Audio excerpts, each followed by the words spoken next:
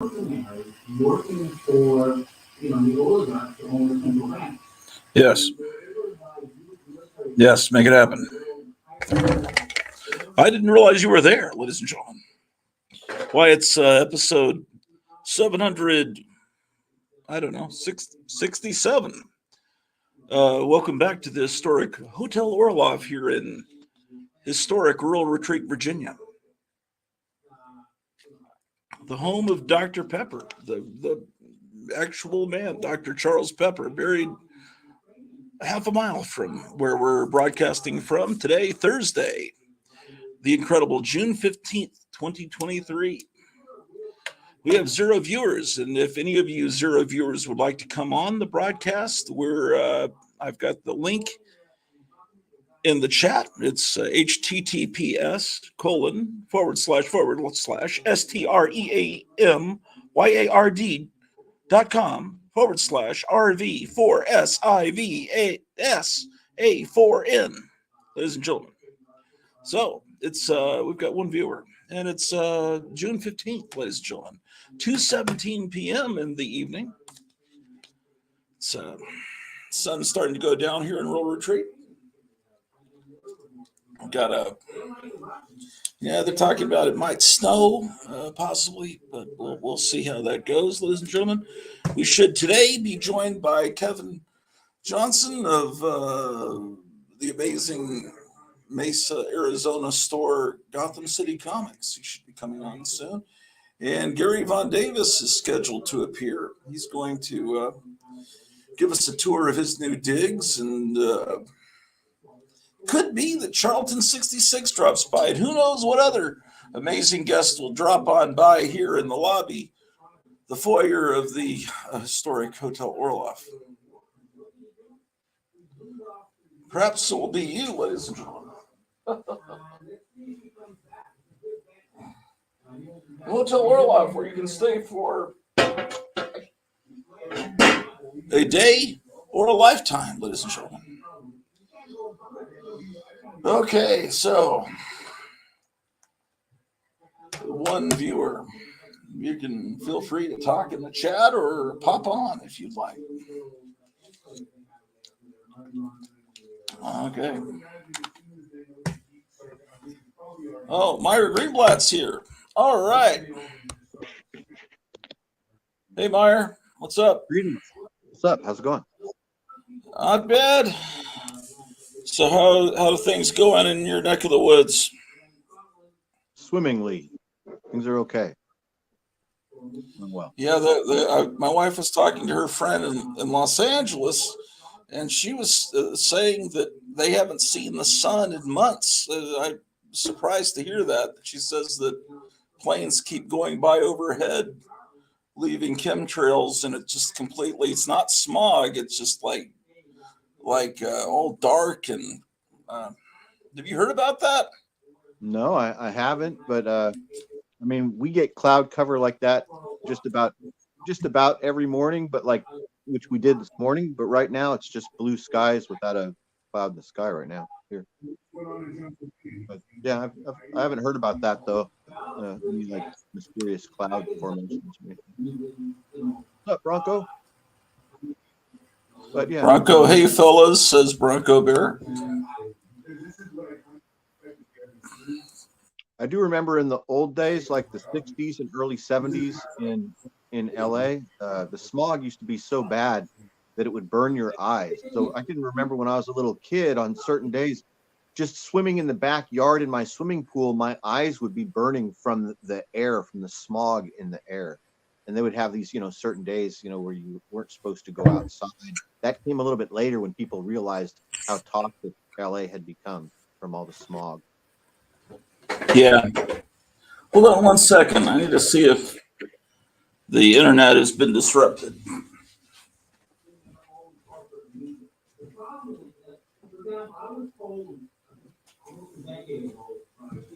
Yeah, I think we're having internet issues. Let me see if I can pull up. Let's see. Monitor. It's okay now. Yeah, that's fine. All right. It's showing 3 viewers for me right now. Oh, yeah. 3 viewers. That's excellent.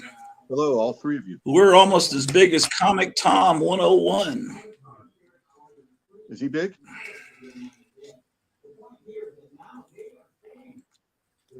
Huh? He's a big guy. Is he big? Comic Tom. Is what good? I said, is he big? Does he get a lot of? Man, oh, that guy? Yeah. Oh, yeah. I think he's like the biggest guy on the internet because he talks about what to speculate on and stuff. Oh, here's Gary Davis. He says, "Hi, hey Meyer and Gratu." Hey, what's up, Gary? How are you? He should be coming on any second. And let's see what's going on with Gotham City. I see better with. I think I might be able to see better without my glasses.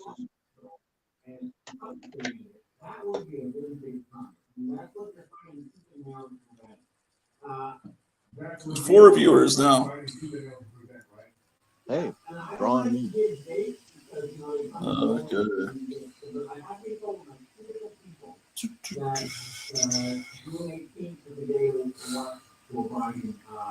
I may just give him a call.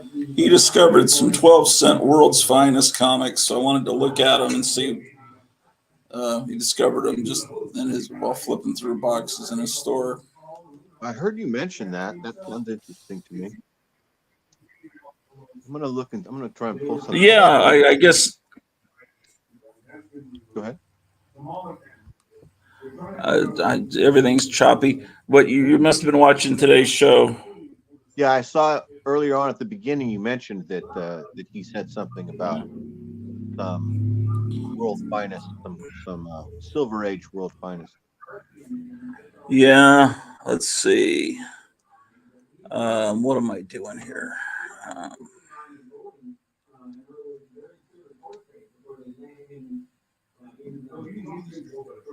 There it is. So I watched this movie last night that was outstanding. Okay, it's called Jungle Holocaust. It's from 1977. Have you ever heard of it before? It's also called Carnivorous. That's a different name. Jungle. I think I've seen that movie. It's one of those cannibals in the Amazon movie. Exactly. So it's during that late 70s, early 80s cannibal craze. This particular one is really over the top with tons of full frontal nudity and cannibalism and eviscerations and beheadings and dismemberings. It's like that Filipino psychic surgery going on where they're slipping in like pig parts and looking like they're palming them out of people's abdomens and stuff. It's outstanding. Jungle Holocaust. I couldn't recommend it more. I don't know if the wife would like to watch that movie. That I remember. What's up, Bone in Daddy? old VHS. Hey Gary, in the VHS. Huh? I'm telling him he's muted. Oh, how's it going, fellas? Hey, what's up? Good. Hey, good to see you guys. I didn't mean to interrupt what you were saying, Gratu. Sorry. No, we're talking about cannibal movies. Oh my gosh. You know, there was a video store I worked for one time, and the manager used to get these really obscure horror movies, cannibal movies from China, of all places. And oh my gosh, they were just disgusting and very realistic. Yeah, I think that's what we were just Hey, talking is this about. Kevin? Is Kevin? Yeah, if you could.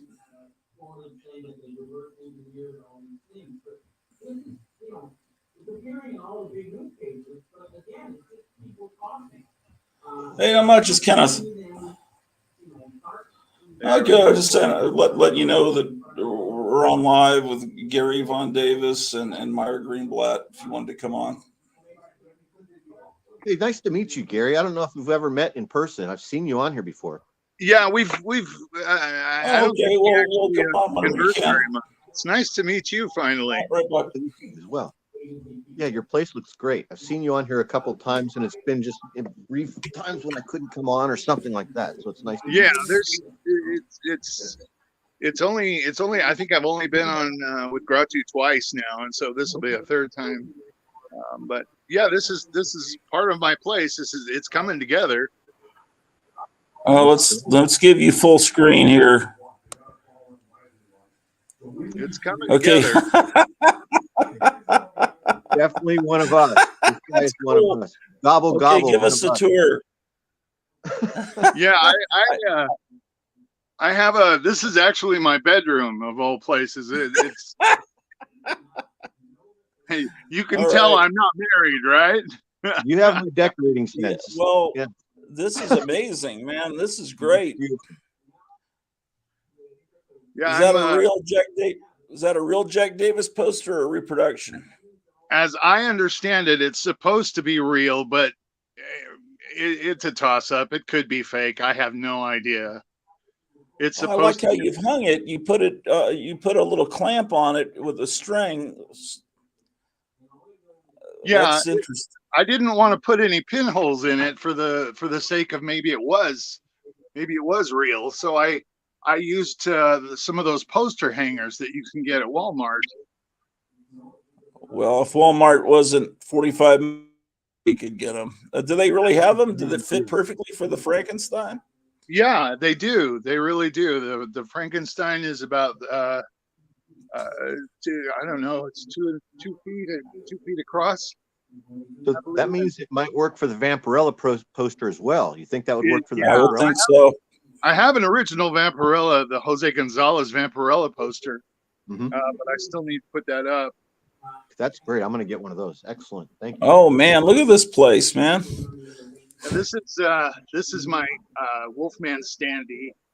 I got this free actually from a video store. It was I don't know. I don't remember if it was a Blockbuster video or what video store it was, but during Halloween they had all these really cool life-size displays of all the Universal monsters, and I wanted to buy them. And I spoke to the manager. I said, "Look, I really want to buy these from you when Halloween's over with." And she goes, "You know what? Come the day after Halloween, I'll give them." And I was like, "Okay." This is like a little kid. Yay! Oh wow, Kevin, look at Gary's setup here. I'm giving him full screen. Pan back to that Jack Davis poster, Gary. Oh, cool. He's just now moving in. He's not even unpacked. And look at it. Hey, is that a his cloth? bedroom. Is that one of those wall scrolls, like cloth one? I actually, it's a U2 thing that I made. Actually, I made that. You made I that think he's poster? talking about Oh, you're talking about. Oh, I'm sorry. You're talking about this. No, this is actually paper. he put a little. We were just talking about this. He put a little hanger on the poster so he didn't have to put text through it That's cool. because he's not sure if it's an original one or not, or a reproduction. Yeah. How can you tell if it's a... I have no idea how you can tell. There's no printing on the bottom of it. Usually it says printed by so and so or whatever. I'm I sure have if you a- did some research on the internet, I'm sure somebody's written an article on how you can tell original from a fake. I'm sure. Yeah. I think you could tell by the paper how thick it is, maybe. It is pretty thick paper. I'm watching some Gidget, by the way. Oh, okay. I love Sally Field. She was awesome as a young lady. What I understand. This, I got a fake poster right here. Hold on. Let me flip to you.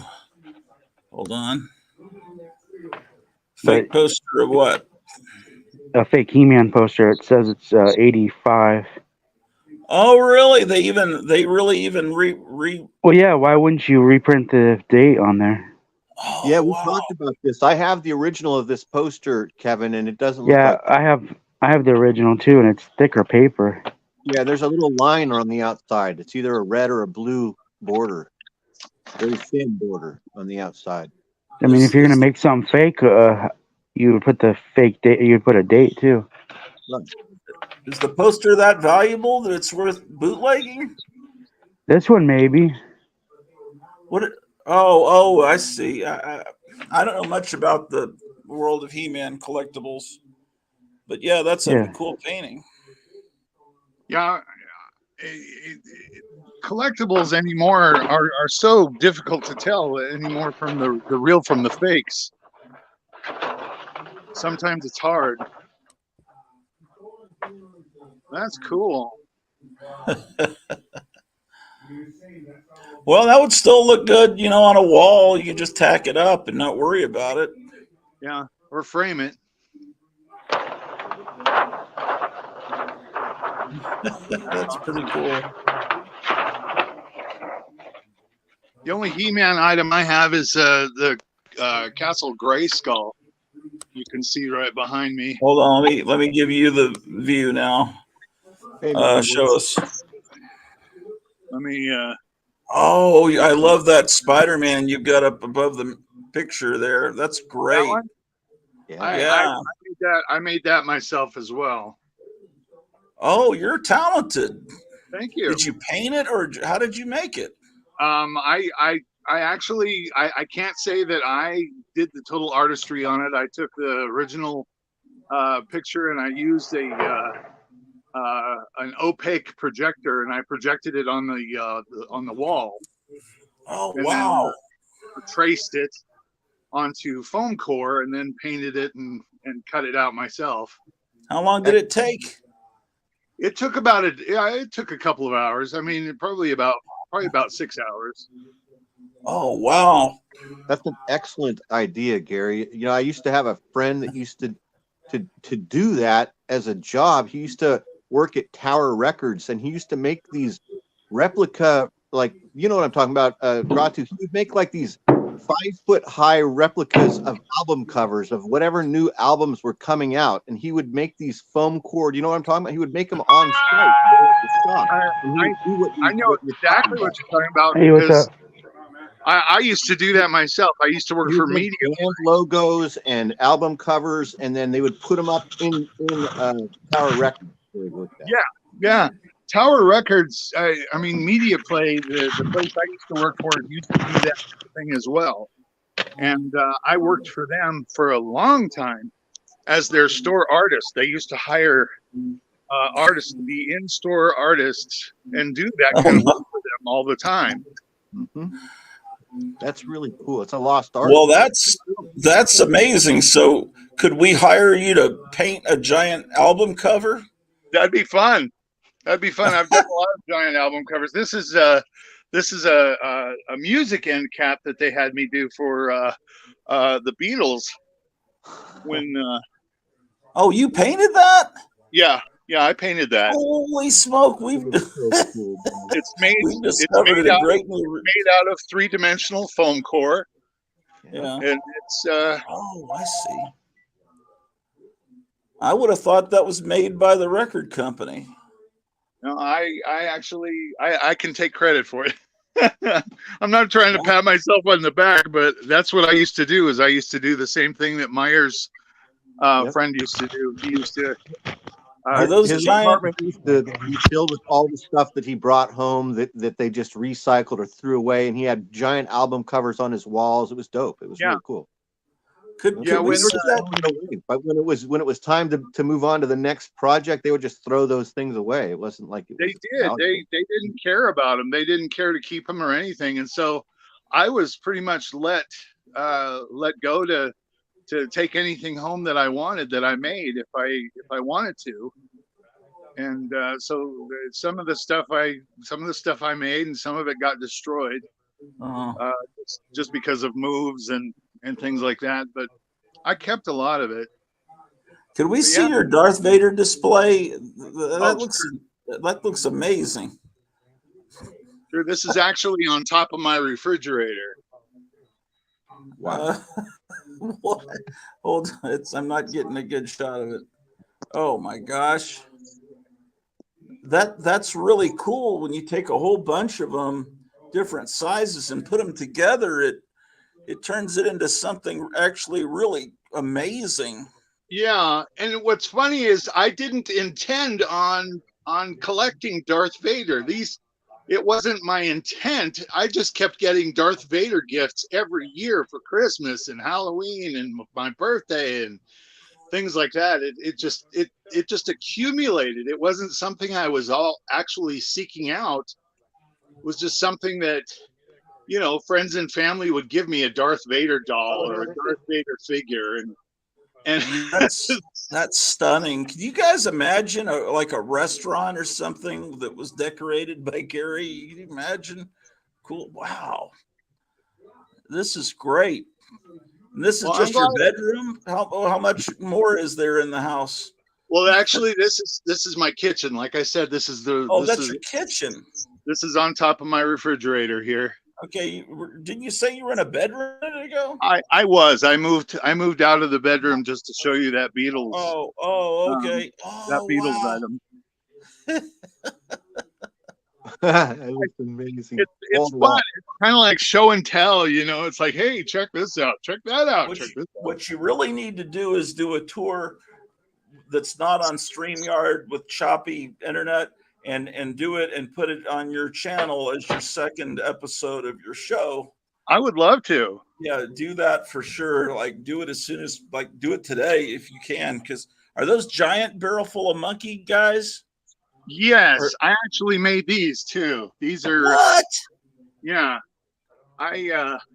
they're just paper printed on cardboard.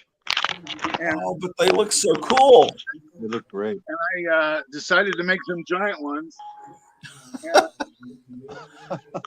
Do you have the capability of making this stuff now, or was it done with the facilities of a place you used to work? If I had the room, I could do it. It doesn't take a whole lot of space. If I had room to paint and do some different things, yeah, I could do it. I could do a lot of different things. So I'm already thinking, what could I commission you to do? That must be, I guess he's watching. I'm coming into an area where there might be some nudity, so I might have to be very careful with what I show off here. Okay. Well, I don't know where to look here. I don't want to get in trouble here. Oh, okay. Maybe frame it just right. Keep that there. There we go. That's your G.I. Joe section. Some G.I. Joe thing. Man.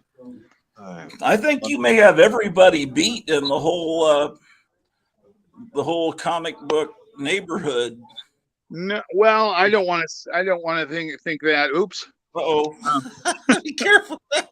Careful. I think you've got you might have Michael Dodd beat. I don't have me beat. Well, it's not a competition, Gratu. You know that. Well, what I'm saying is this is amazing, and you haven't even fully unpacked, and you're just now moving in. Yeah, I'm just showing you some different things. Showing you some different things that I have, Yeah, you've got to do a complete thorough tour of everything and talk about what art pieces you made and all of that. You've got to talk about when you got all the questions that people would ask. Well, I would love to do that. I think that would be a lot of fun. Yeah, I think definitely do it as soon as you can, because that will be the best video I've ever seen on the internet. Once I get a tour going, or once I get everything placed and everything, I'd love to set up a tour. We're heading towards my living room now, which is a mountain of mess. So where are the boxes? Have you fully unpacked then? Is everything out of the boxes? No, not everything is. And there's a lot of boxes that just need to be repacked and organized and things like that. I see a Beanie and Cecil doll back there. Is that a talking Cecil, a talking Beanie? It's not a talking Beanie. I was unfortunately Beanie boy. Beanie. He's not a talking one, but he is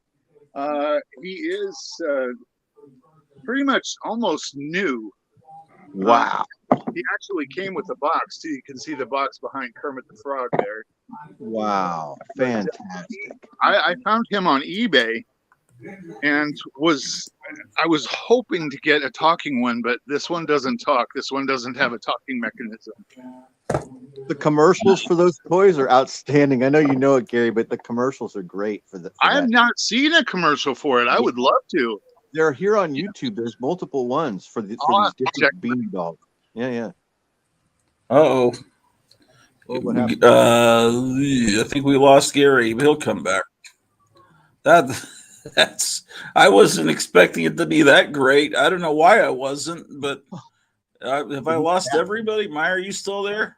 Yeah, I'm here. Can you hear me? Can you hear me? It was amazing, man. Yeah, he's okay. With that G.I. Joe set, the same one that I had that I just blew up and pushed down a mountainside and just left for trash, and I regret every moment afterwards. Did you? Yeah, he has it. Yeah, I there got were a lot of GI Joes that. In my early a lot of GI teens, Joes died from firecrackers. Yeah, that's what I did. Right did the same with all my models too. I used to use M80s and then also those Estes rocket engines. Remember those rocket engines for home rocketry, model rocketry? I would buy the engines and then glue them or tape them to things and then explode them.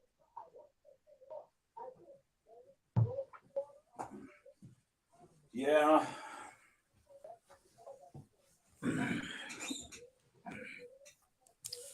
Okay. So Gary has a channel, and he did a show about the Bone Daddy show about a year ago. He called me the other day, and I found his channel, and it's just like one episode. I'm gonna look for his channel. He was kind of inspired by me to do a show, now he needs to. Huh? It's Bone Daddy. Is that the channel? Yeah. Gary, could you tell how to find your YouTube channel for Meyer? It's just one word, Bone Daddy. Okay. And it's probably under Gary Davis. You might have to look under Gary Davis to find it first. I don't know what happened to me, if I stepped in the wrong area where my Wi-Fi is not working or what. Yeah, you just dropped off. Yeah, I know. It just took me off. Yeah. It's just that happens sometimes. But see if you can turn your phone sideways so you get the widescreen cinematic view. There we go. Is that better? Yeah. I think Kevin at Gotham City might be busy with a customer. All right, Gary, we found your channel, and I'm a new subscriber, and I'm going to watch your video. How many subscribers does he have now? Like 4 or 5? Because my wife and I both subscribe. I think I'm going to be number 6. Oh, good. Well, maybe it'll be a lot more if people watch this. We've got 1 viewer right now, so maybe that guy will subscribe. I had to become a subscriber myself just so I could say I had 1 subscriber. Yeah. They used to let you subscribe to your own channel. I noticed they don't. Gotham City dropped off.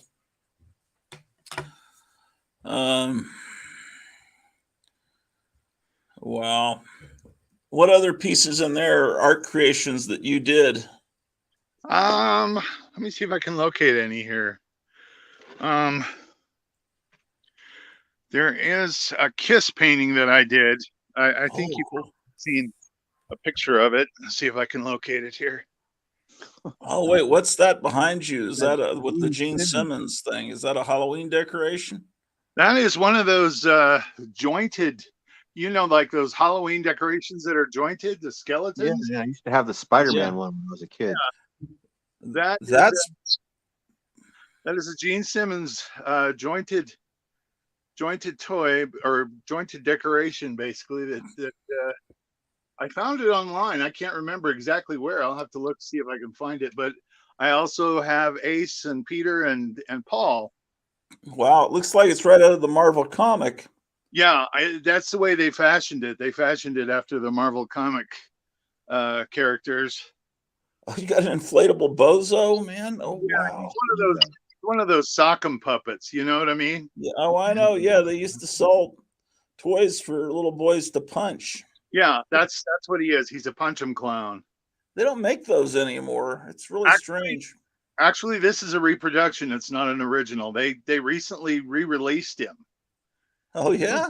Yeah, Where do you get it? I found him at a thrift store of all places, but you can find them. They are out there. Wow.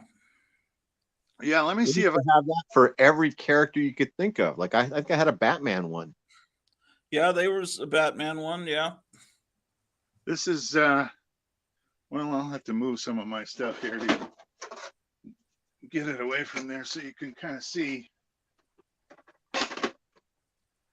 That is a painting that I did Oh wow. on my own for when I worked at Media Play. I worked back, and they used to let us come back and do any kind of artwork we wanted to, and let us use their airbrush and their saws and their facilities just to do our own artwork if we wanted to. And so one day I decided to come in and do that. That's great. Well, that's great. I've always wanted to learn how to use an airbrush. Airbrush. Maybe I could commission you something I wanted to do since the 90s. I wanted to have Joe Riley paint a portrait of Princess Dragon Mom from Inframan. Do you know that movie? I'm not familiar with that. No. Let me show you. She's the villainess in this movie. She looks like that. I've always wanted a portrait of her. You've got to watch Inframan. It's one of the greatest movies Look, of can I all see that time. picture again? Huh? Can I see that picture again? Yeah, I'm trying to find more pictures of her. Here's like a headshot. Oh, okay. She looks kind of like she's dressed like a Viking Valkyrie kind of character. Yeah, it looks like other people have done portraits of her, but let's see. This is I guess her in action in the movie. She's obvious. She leads a whole squadron of monsters. I've always wanted to get a portrait of her, man. Well, I would be happy to make a portrait. Grati, you're quite the artist yourself. I was pretty. I know, but sometimes, I don't know. Sometimes I can do it. Sometimes I can't. I thought I was pretty impressed with that comic book cover that you did. The Mad Balls versus Mad Balls versus whatever. I can't. Oh yeah, I did that for Kevin at Gotham City. He's back. Oh, are these the world's finest? Oh wow! Let's see what he's got. I'm probably gonna just say, put that in my pile. Put that in my pile. Let's see. Well, I haven't read the new issues, so I have probably like 5 issues of Spider-Man. Okay. I couldn't find my box of World's Finest, so I'm just gonna have to go from memory. I know it's in there with my X-Men. I don't have a lot of World's Finest. Ooh, there we go. I have no idea who Rage is. Maybe what he was just showing was like a Golden Age book, actually. Victory coming too. Oh yeah, you said that. Well, I'm not. Are you guys there? Yeah, I'm here. We're here. Taking Oh, that's this one where they're carving up the earth. I've got about 4 or 5 copies of this one. I had to get a phone call, and did you guys hear me on the phone? No, you just dropped off. Oh, That's a great issue. Is that what is that selling for? $8. Yeah, I have multiple copies of that issue. What is that up above though in that other stack? Brave in the Volts. Oh yeah, let me pull that one from my pile. The one on the is this? When did those? Oh, did you just pull those from your stack? These are back issues, yeah. Yeah. Pull that one. Yeah, oh man. I don't know what to look at first. That one, how much is that? $5. I couldn't find my stack of World's Finest, so I'm going to have to go by memory. That one's a possibility. Put that in a possible pile.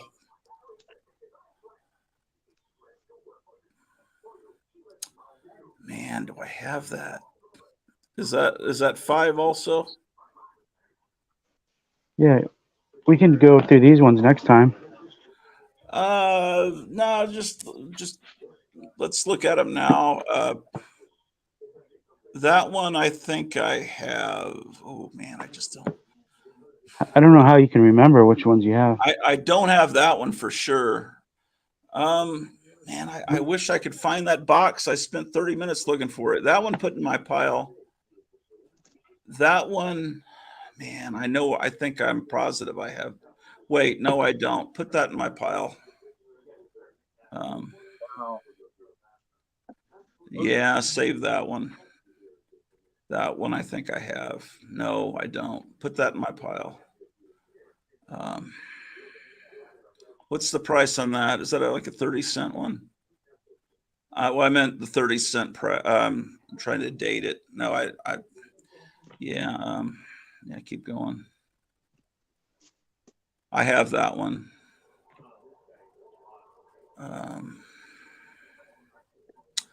Put that in my pile. That's a Neil Adams cover. How much is that? Nice. Yeah, let's put that in my pile. I think I have that. No, I don't have that. Put that in my pile. I have a German version of that my brother brought back from Germany in German language. Oh, is that the same one? Is one in better shape?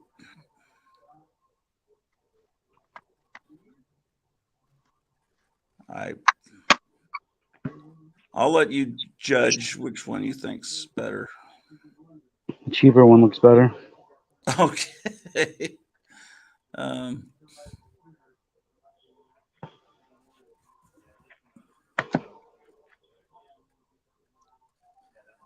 my. Yeah, is that a dollar comic? Yeah, I put that in my pile for right now. I may have that one. I have a lot of these ones where Superman is taking over the earth as a fascist dictator. I don't think I have that. Let that be in my pile. Gee, Jehoshaphat. Wow.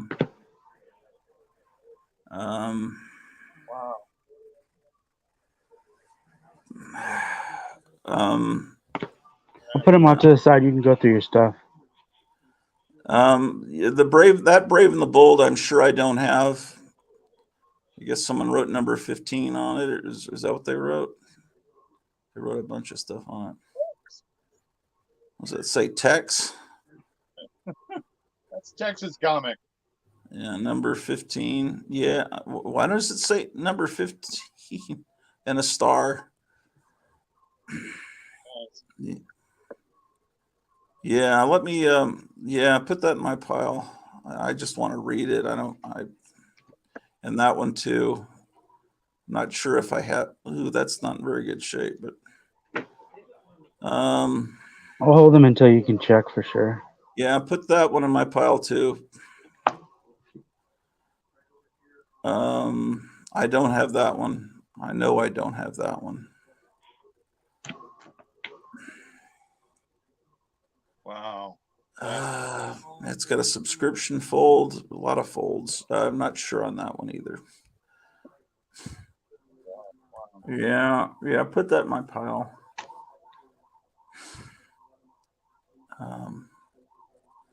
Yeah, put that in my pile too. I know I don't have that. Ooh. Yeah, I don't. Yeah, man, I don't know. Is that? I wish you didn't have that tear. Yeah, pull that one for me.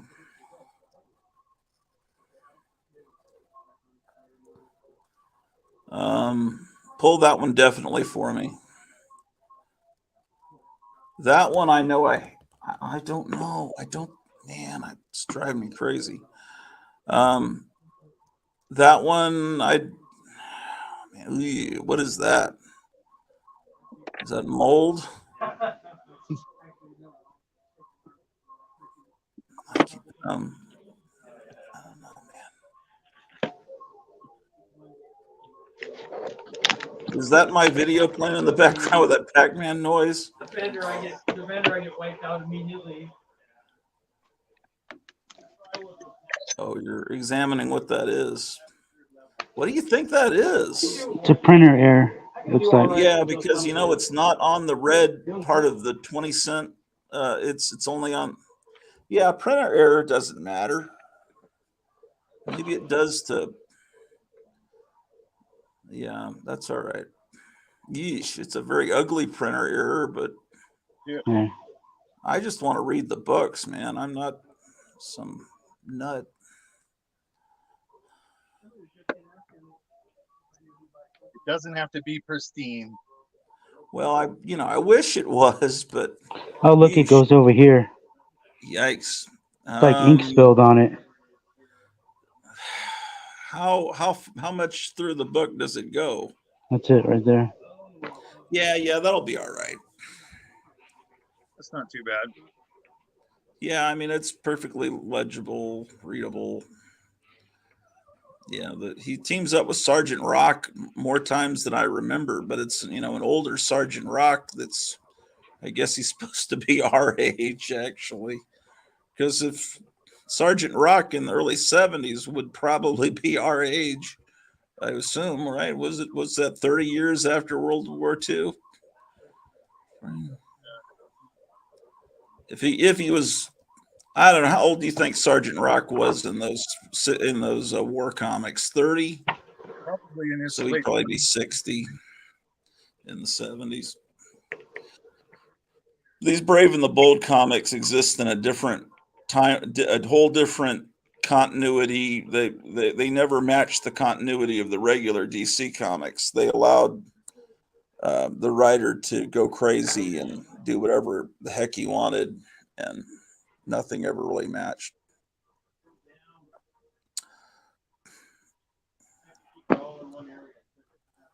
That one I'm 100% sure I have. If I have two, that means you at least have one. Yeah, it's like that one I don't have. I'm going to have to pull out my B box, and I've got to find my WX box. I don't know why I couldn't find it this morning.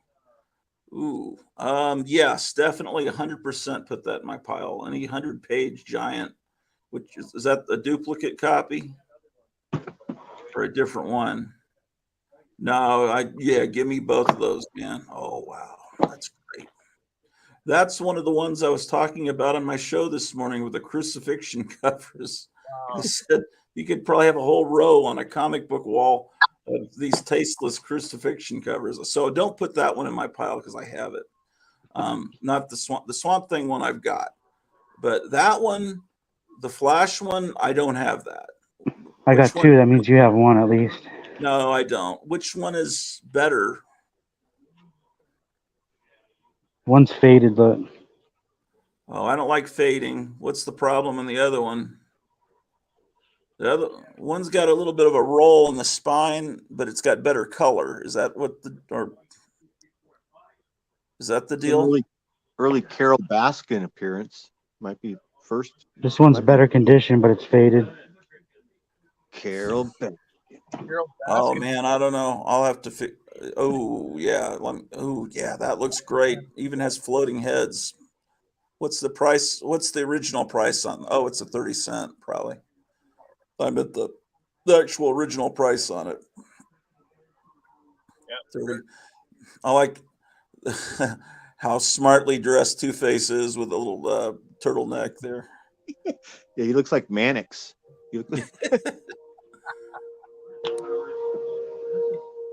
That one I have that one. He's dressed like David Jansen from Harry O. Yeah. That one I'm not sure. Yeah, I don't know if I've got that, man. I put it in my pile just in case. Ooh, that's a nice cover. What? Yeah, put that in my pile. Yeah. I mean, shoot, that one I have 100%. I remember the gorilla trying to stab Wonder Woman. That one I don't have. Is that priced? Oh yeah, let me have that because I'm sure idiots would buy that up for the Joker head on it. I think I have that. Well, I'm going to do a show first thing in the morning where I go through my Brave and the Bolds and my. Yeah, I don't have that one. No, I don't. Ooh, yeah. Put that in my pile. Has anyone seen this Black Adam movie? Is it horrible? That one I have. I mean, I know it's probably horrible, but does it have any redeeming value? Yeah, I don't have that one.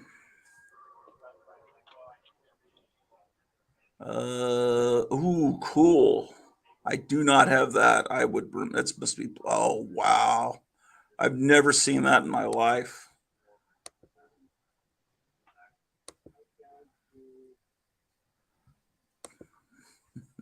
Okay. Hey, Mike. All right. Ooh, okay. Well, that's when they were still both guys. Yeah. Okay. Yeah, put that in my pile.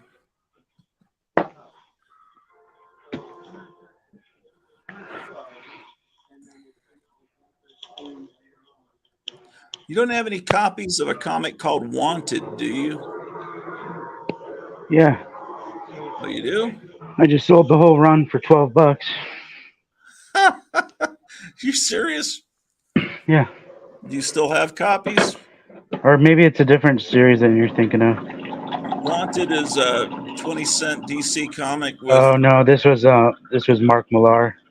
No, this Wanted had reprints of like Golden Age stories, where it was famous battles of supervillains with heroes. No, the one I was thinking of is Mark Millar's series. Pretty good. Yeah, I was trying to look for World's Finest this morning, and I found Wanted, and I realized it only lasted a little while, and just wanted to see.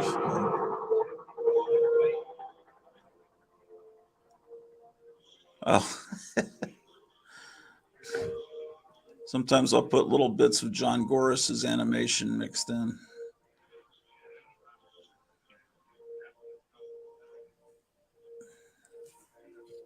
What episode are you on Tomb of Terror? The second one. Okay. Any comments from customers? Somebody bought the first episode yesterday. Oh.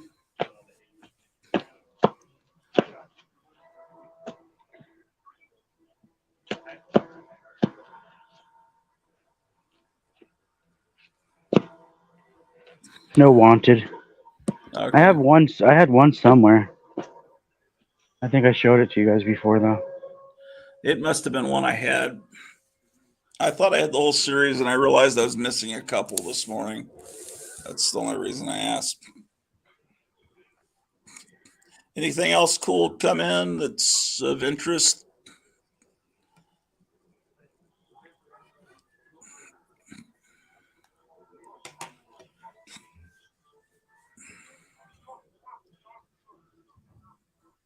What was the Weird War? Was that Weird War? First published artwork by Frank Miller. Really? What was that? Kevin, was that the first Simpsons comic? What was it? The first Simpsons comic in that display? Yeah. It was like a dark Simpsons. Oh, shit. Sorry, guys. That's all right. So that's the first Bartman? That's the first time Simpsons are in a comic. Yeah, What was to the left of the Weird War? it comes. That Simpson comics come bagged with a poster too. Oh, okay.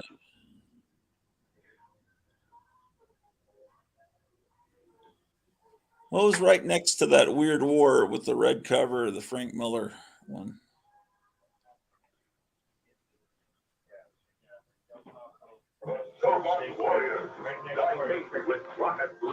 That Thor? Oh, okay, it was Thor. Okay, I had that. That was an urgent message from my son just telling me that he just got the Red Sonja figure in the mail from I'm serious. That's what it was. He just got that Vampirella the other day, and now today he got Red Sonja. So he's telling me, "Hey, I just got this Red Sonja," and so I got to put it on Yeah. mute because he's going to start sending pictures. It'll just blow my whole phone up. It's going to start sounding like a Oh, phone. okay.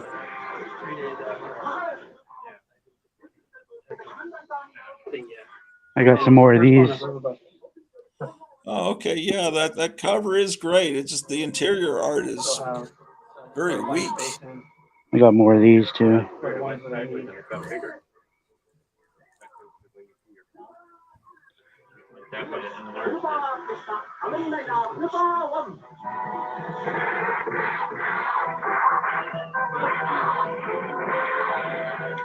This is the show I put together that I'm talking about all the time.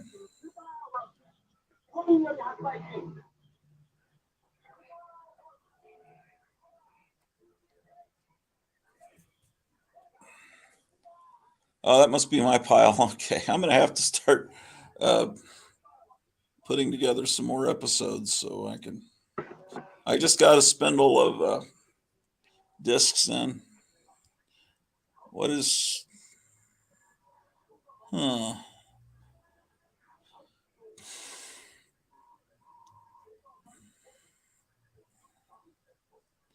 Yeah, I didn't know that. I didn't even know about that comic. There were so many Richie Rich comics.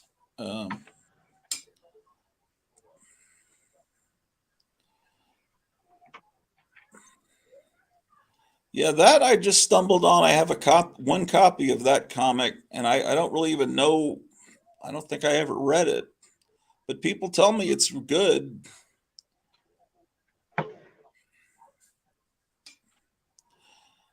I have that, but ooh, how much is that? Six. Oh, if that's still, yeah, put that in my pile. Where are these comics coming from, man? You just find them around? I'll have to check because that was just that's an Oh, that's old an old. price sticker. Okay, yeah, double check. That could be an old. I thought that looked like an old price tag, but yeah, I'm interested in it.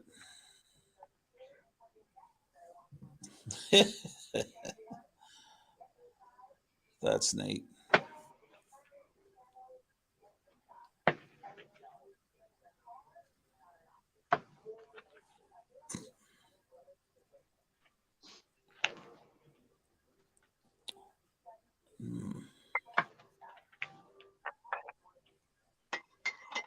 That Superman family, would you put that in my pile till I check to see if I've got it?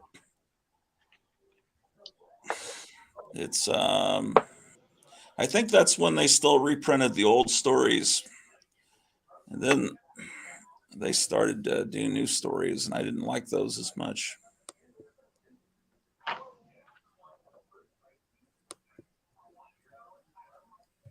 Do any of you remember a Superman Batman story where someone had captured both Superman and Batman, and to confuse the person who had kept, they changed costumes?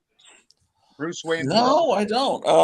That Superman family, yeah, put that in my pile and go back over the last couple. They're that's what time? Oh, it's okay. It's from that time period. Yeah, go back. There's a few before that. That's a good comic, but I have it. What number is that? 27. I think I have that. Defenders 27. Okay, that's good. Go back. You can go back to where you were. I was just not sure.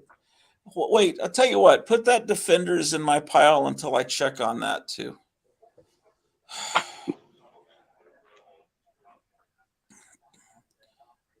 Is that book? Oh, the cover's off. Yeah.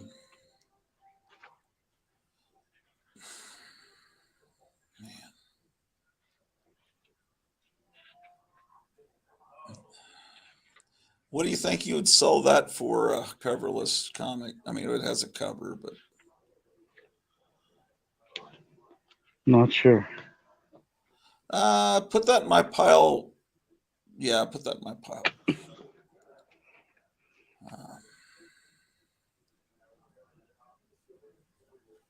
Is that Donald Trump?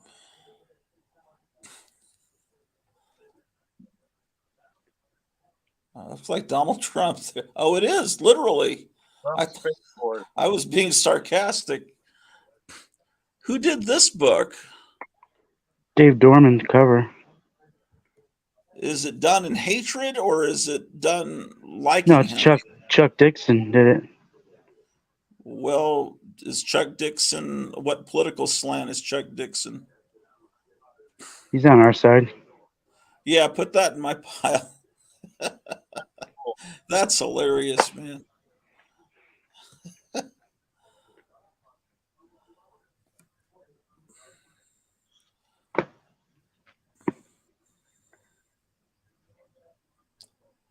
I have that.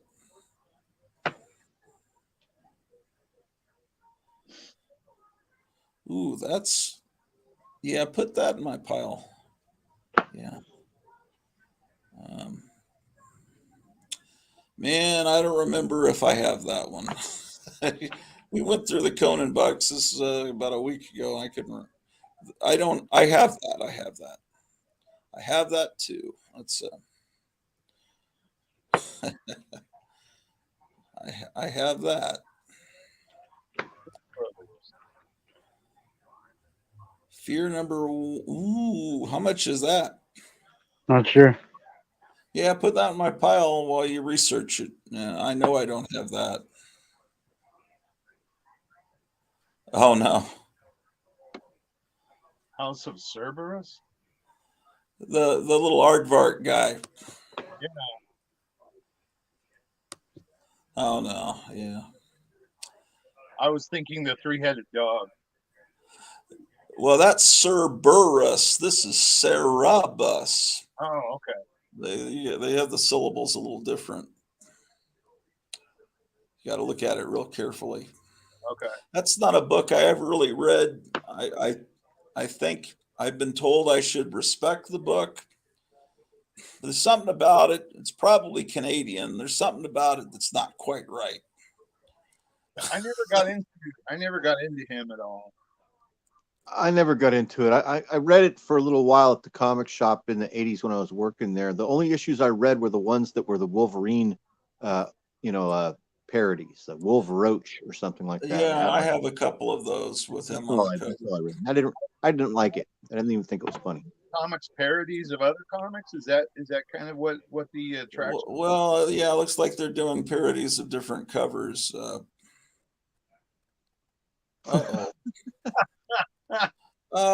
Actually, put that one in my pile. I'm going to turn into one of these people I hate on the internet.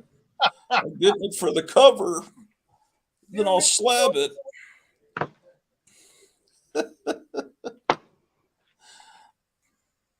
I want it for the cover. I think I have that one. I'm pretty sure. Uh-oh. Is that a... Oh, it's a Marble Tales. I have that.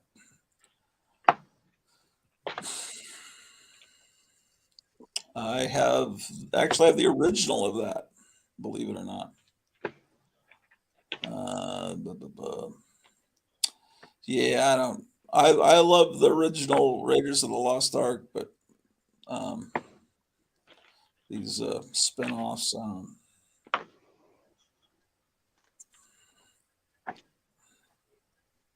So the Marvels that you were going there. Oh, that's the book I'm talking about. What issue number is it? Oh, it's ooh. I think these are the ones I actually need. Put those. What is the chance of that?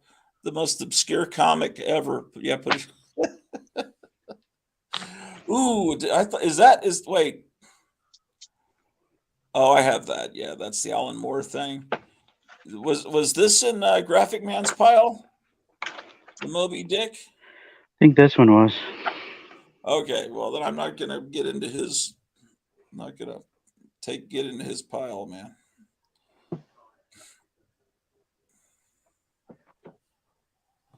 We probably need to move that Classics Illustrated. Yeah, we're gonna get lost for him. I think he's gonna call me maybe next week.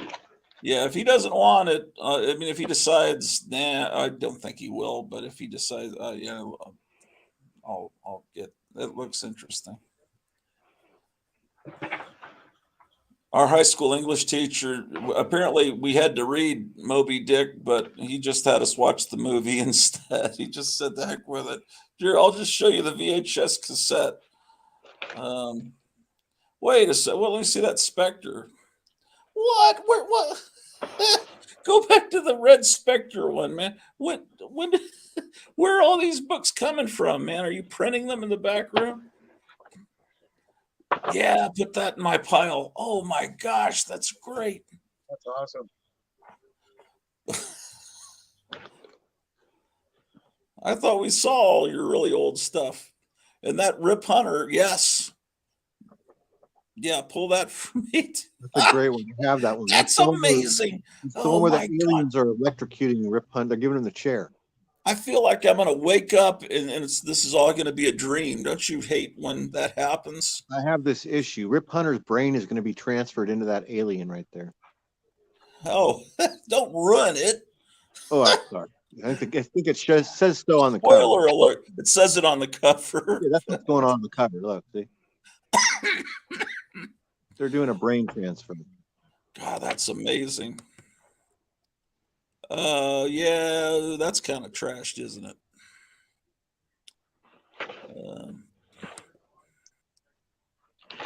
That's that fake Kirby art from Ron Friends. What era is that? Is that a 12 center? The Uncle Scrooge 15. Let me see the cover on that one. Yeah, pull that one for me.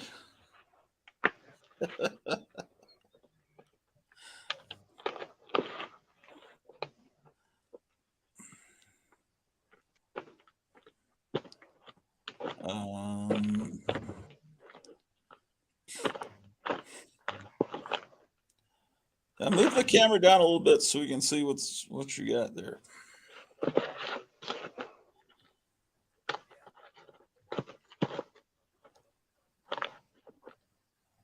Tales from the Tower. Oh, it's the Animaniacs. Never mind.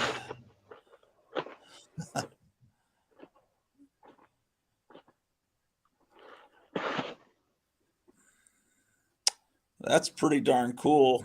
That's awesome. I'm sure the interior of the comic is awful.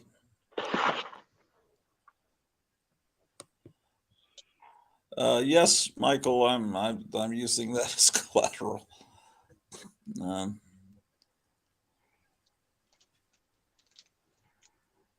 What is it saying with paper? What is that? With filler paper? What? Filler paper, $29. No, 29 cents. Oh. $1.25 value with filler paper, 29 cents. Is that a standard issue? That's Batman, weird. is that a oh, I forget what this was.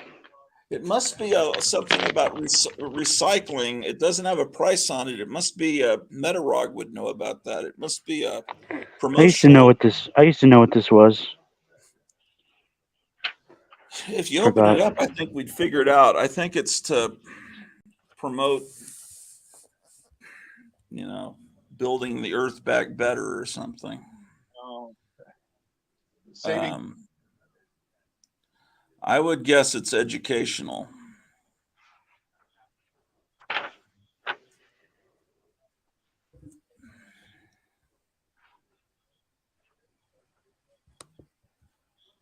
Ooh, what a horrible time period. Look how those kids are dressed. Ugh. Well, it looks like Zellers is every ad is for a company called Zellers, it looks like, which I've never heard of. Sounds Canadian. Yeah. I still do a Mervin's issue of Batman. Oh, really? Remember this- Mervin's? Oh, you know what this is? Oh, I get it now. Zellers is a store, and if you get paper for your binder as a school supply with filler paper, you get this free comic. It's a freebie if you buy a certain amount. You know, you get it for 29 cents if you buy some paper to put in your trapper binder for school. That's what it is. It's a promotional. Lead paint says bingo. I've never heard of Zellers. It sounds. I need to stop insulting Canada. Anytime there's something that's terrible, I say, oh, it must be Canadian. The South Park guys do that too. So I guess I'm not the only one. That's beautiful. You know something? I have that issue there. Wait, go back. I have that one, but I don't think I have the one with the old witch. Yeah, pull that one for me. I'll have to check and see if. Yeah, that's why I'm going crazy. I haven't like won the lottery or something. Hold on a second. Yeah. And that's probably also, Michael, why my numbers are going up. All of a sudden, I have 25 episodes, and probably by this time next week, I'll have 35 episodes. It seems like I'm insane when there's only really a handful of people buying them. But I can, some people like them enough that I can use them as trade value, and he can sell them in his stores. So otherwise, I'm a broke guy. That's just, but if you can produce something like Gary's, we've just discovered his amazing talent. He should be making thousands of dollars a month with his art skills. Wow. We're just, we've discovered, in fact, maybe you could make a giant Hotel Orloff sign that looks really deluxe, like a fancy hotel. Just imagine if we had a Hotel Orloff sign back here. That would be cool. On this brick, or my wife was saying, well, why don't we make it a tiki bar there on the porch? And they could maybe commission you to come up with a sign, That would be fun. But Orloff Tiki Bar. Yeah, there's no telling. Michael's saying, Michael Taylor was saying, what's going on? He says, why are you going crazy? And I hope I'm not seeming like a butthole. It's just like, I'm not even asking you guys if you want any of the books, because I'd planned to do this as like a conference call with them, but I'm doing it publicly. But normally I'm not such a hog. That's all right. I'm not asking, hey, would you guys like any of these? No, it's like, but that's my pile. Wait, I want that. Yeah, man. That Trump coloring book, I don't know if you've ordered it yet or not, but that's amazing, man. Yeah, that was hilarious. How long would it take to make a Hotel Orloff sign? Oh, it wouldn't take very long.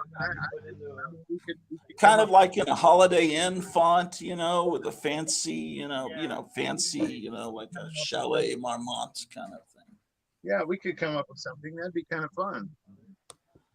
I'm going to ask you, do you remember these things?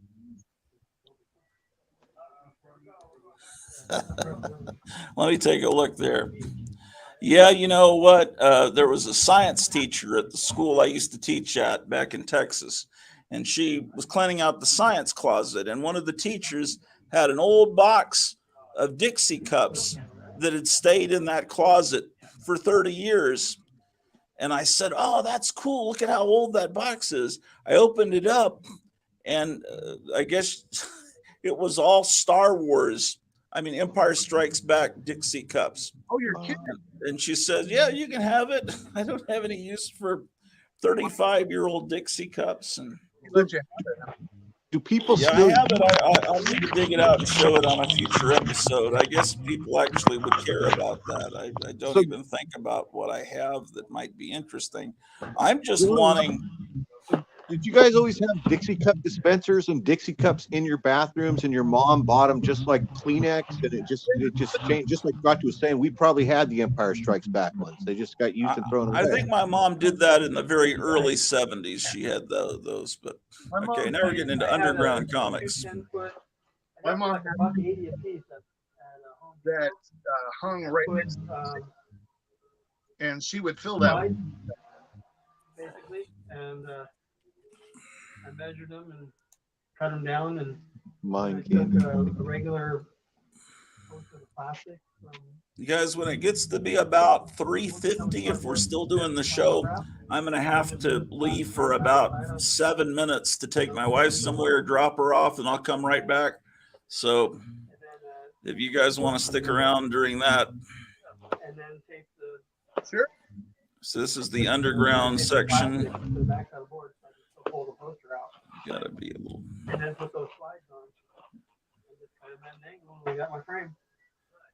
So Yeah. yeah, because the cheapest frame I saw was like $70, and that wasn't even. Now, what was that last one? The acrylic.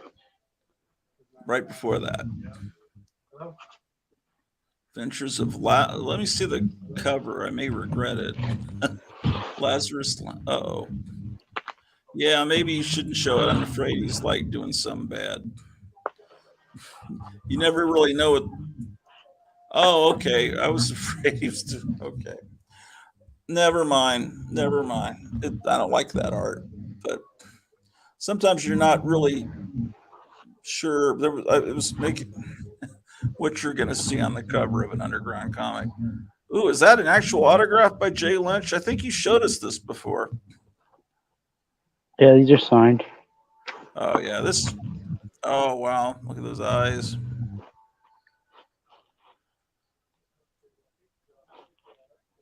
Yeah. For all the underground ones. New Adventures of Jesus. Can I see that? Can I see the New Adventures?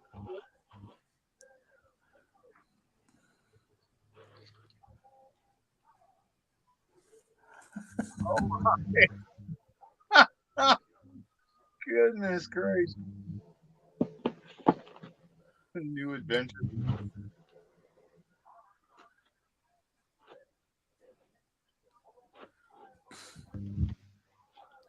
Ooh, that's. Let's see the whole cover on that one.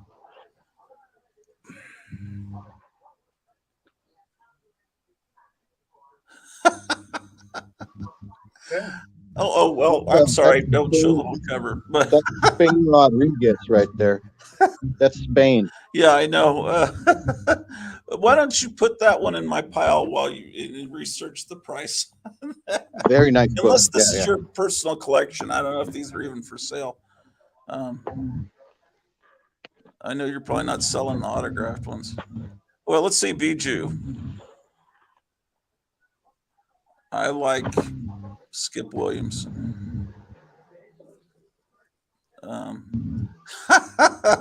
Yeah, put that in my pile too if you're selling it. That's supposed to be Spain Rodriguez. I think they're punching. Man. Yeah, I forgot about underground comics. I've been accumulate some of them lately.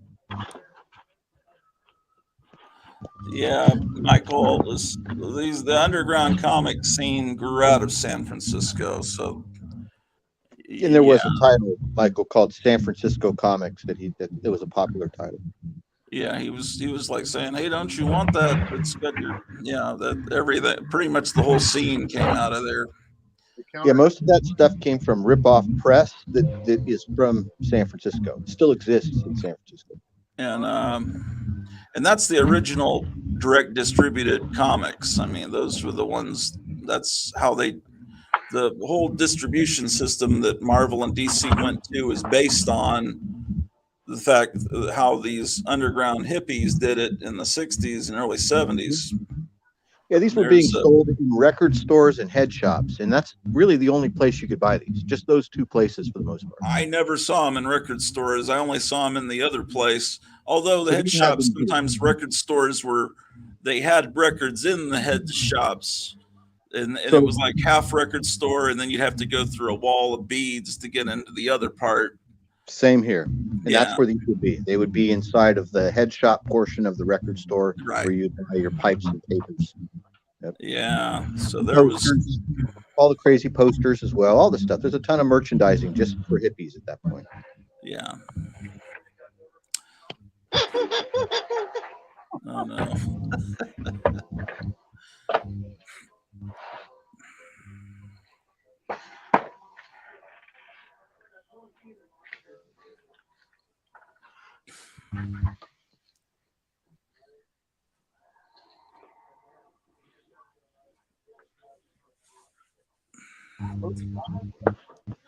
When is that deadline on the Monster Bash ad? Is that coming up? I think they said it's running late or something. Oh, okay. Do you talk to them actually where you hear their voice, or are you just communicating in writing? Just through email, but I get they're busy right now because they're doing convention starts tomorrow. Oh yeah, there's a monster convention somewhere this weekend. There was a Monster Palooza somewhere, and then there's something this weekend I saw people talking about. I'm not sure. They're never near where I'm at. Oh, those are two new. That's a series that came out in the 80s. Anyhow, three really good actors. And the storyline.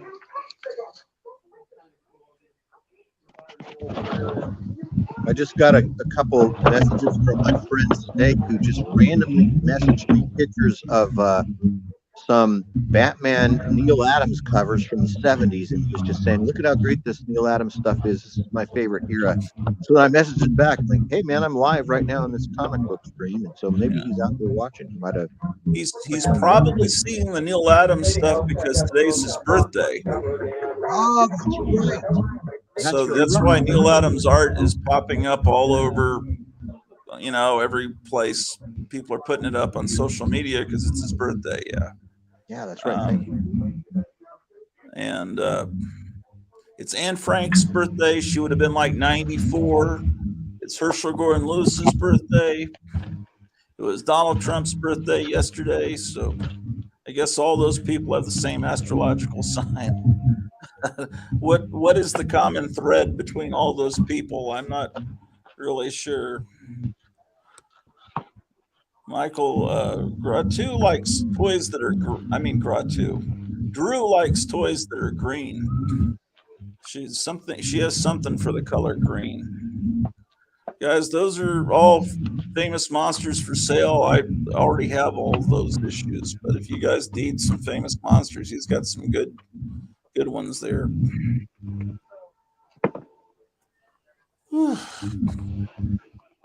Oh, is that a cattail behind you, Gary? That must have been a cattail. Oh, okay. I was thinking, I thought I saw a ghost behind Gary. Yeah, she's very well.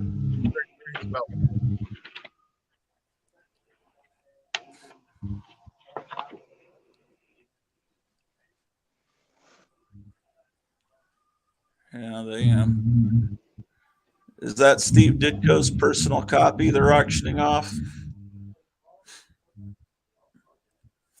So a while back they were auctioning Steve Ditko's file copies. Wow. In 2021. Man, I think it was like just a few months ago. And This one is the number one set. This guy was sold in 2021. registry set. They must have been like file copies from Marvel or something. I don't know. Is that a Godzilla? There's a guy out here that has a 9.8 copy of Spider-Man number 1. 9.8. How does that even happen? Yeah, he has this, and then that one's a 9.4. He's got a 9.8. That's pretty neat. Those heritage catalogs are a lot of fun to look at, and sometimes they'll have really good photographs of the original art, so you could copy it for party flyers or something. Good stats of the original art.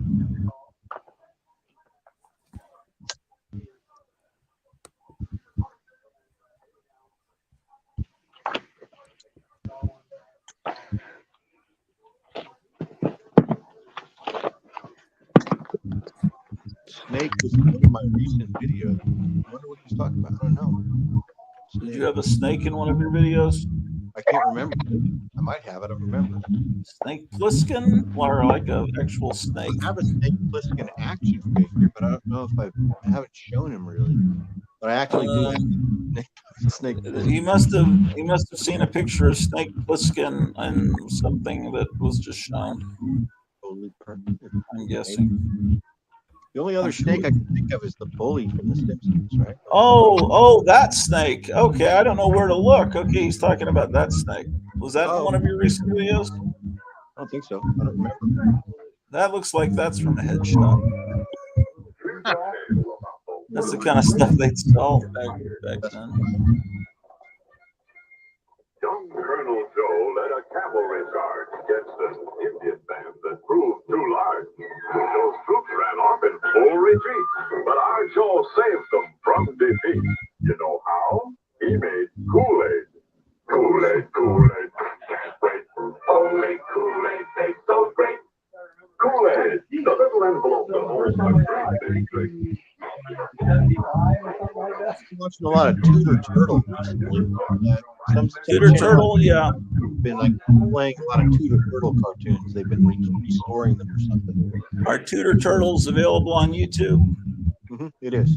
I bought a DVD of Tudor Turtle, not an authorized one, years ago because I couldn't find Tudor. Now everything's pretty much on YouTube. Yeah, Tudor the Turtle was great. It was part of I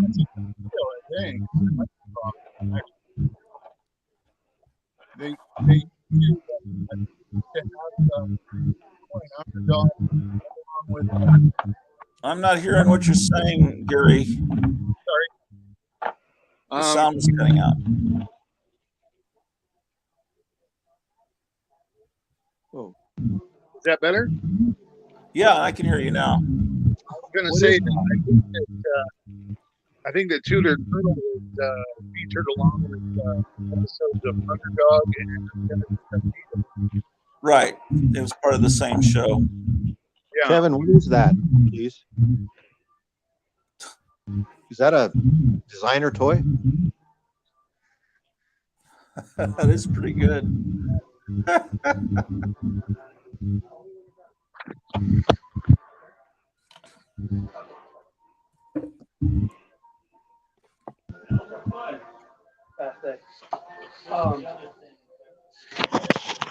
Yeah, that's what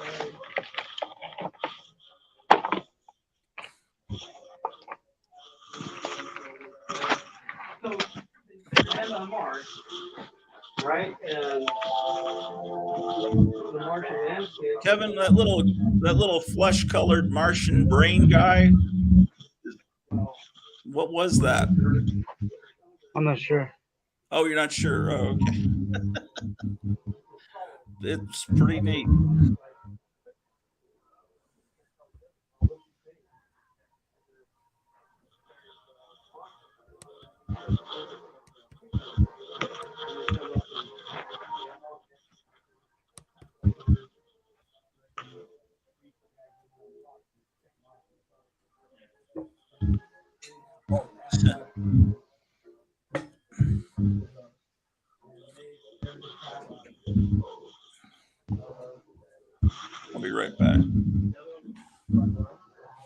Kevin, what was that? I'm having a hard time hearing. What was it? I said, what was that Twilight item? The Hogan? No. There's a Twilight Zone item you were just this too. You're breaking up. I think you're breaking up, or my phone is. I was just wondering. I'm having a hard time hearing. Yeah, I can't hear you, Jared. Happy belated birthday to Bronco Bear. Happy birthday, Bronco. Saw that in the chat. I was just wondering about the Twilight. I still can't hear. It's like breaks up right when you're about to say it. That giant Gene Simmons doll. Wow. You guys ever hear this? You ever hear the story of how Gene Simmons used to have a giant? There was this is an urban legend. I don't know whether it's really true, but I heard this. I heard that Gene Simmons used to have a giant merch room in his house near the entrance. That's not even. Would come to visit. Close. He has a whole warehouse. Yeah, he would let people go into this room and just pick out whatever. When people would come to visit, like if you had to meet him for a business meeting, or you just came over, you're meeting him or something, you're a super fan, he would let you pick whatever you wanted out of this, any item out of this giant merch room that he had. That's nothing. My friend just went and had a week long a thing at his in Vegas. He has a museum. See, there you have exactly. And you can go to and he has a warehouse too, but you can go. He went to his museum and had a sit down dinner with him, and everybody that was there, they all paid a certain amount of money and got a guitar case from him, a used guitar case. And you open the guitar case, and it's full of items that you got. He has so much stuff. He just has to do weird things like that to give it all away. And my friend got his report card from when he was in school, and he got a tie that he wore. He got his actual headphones that he wore while he mixed and recorded all the last albums within the last 30 years. Wow. So he has all that. He's very smart. So, all this stuff with merchandise, it's all free to him. And so why would you want to hoard it when you can use it to build his brand is already huge. Like maybe Kiss. Well, his contract with all these items that gets made is he gets a case of every item that gets produced. So everything that people license, he gets a full case of it. Well, so he's got just a warehouse just full of this stuff, and he's got to start. It's going to start on his website. It's going to start. It starts next month. Every week they'll be putting new items on there, all signed. You'll be able to buy them from all these items he's been collecting. The story I heard was from a comic book creator that years ago when Gene and his son were making comic books, he had been interviewed by them to draw some stories in the Kiss comic books. So when he went to the house, Gene let him pick out whatever he wanted, and he picked out one of those giant 18-inch Gene Simmons dolls like the one you just showed. That's why it reminded me, because that's what he picked. He said, I picked this big Gene Simmons doll that was huge. It was so cool. But yeah, that's totally aligns with everything that you're saying. Makes sense. Yeah, it's getting to the point where the warehouse is full, and they're going to start doing sales weekly. That would be awesome. That's very cool. Awesome.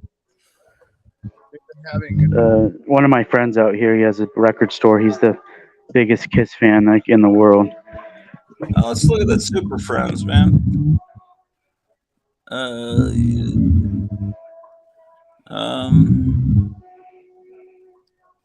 How many Super Friends do you have there? Oh, they were out of order. Hold on. He shouldn't be here. Well, how much is that? Superboy, then it should go to Super Friends. Okay. Yeah, that's interesting. Bronco just mentioned that Gene Simmons was born in Haifa in Israel. And, one of Kiss's earliest performances, I think they were on like Joan Rivers' talk show or something. And she made a joke about them after they were done performing. She said, wouldn't it be funny if underneath all that makeup that they turned out to be nice Jewish boys? She was completely right. That's a great issue. If any of you need it, I have that issue. That's great. I bought that when it came out. Yeah. Yeah, you got a lot of Super Friends. Whoa. What? It went on that long?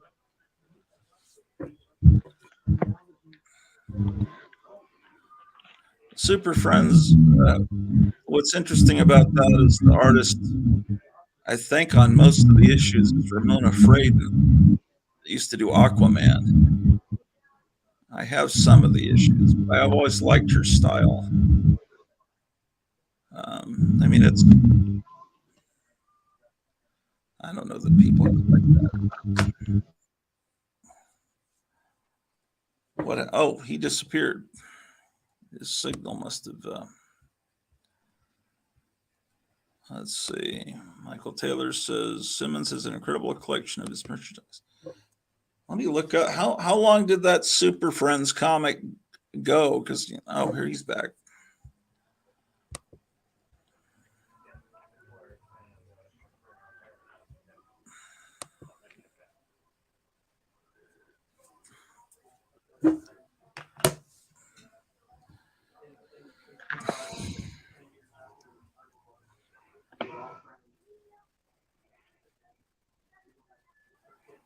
I think there's only been one issue of this that's ever been worth money. Really? What? Why is that? I think it was the first Wonder Twins is in this series. Oh well, it's like, but where else have they been? There was one there was a couple that had Wonder Woman kind of center on the cover. Where she was fighting. One that she was on a kangaroo, and one where she's fighting.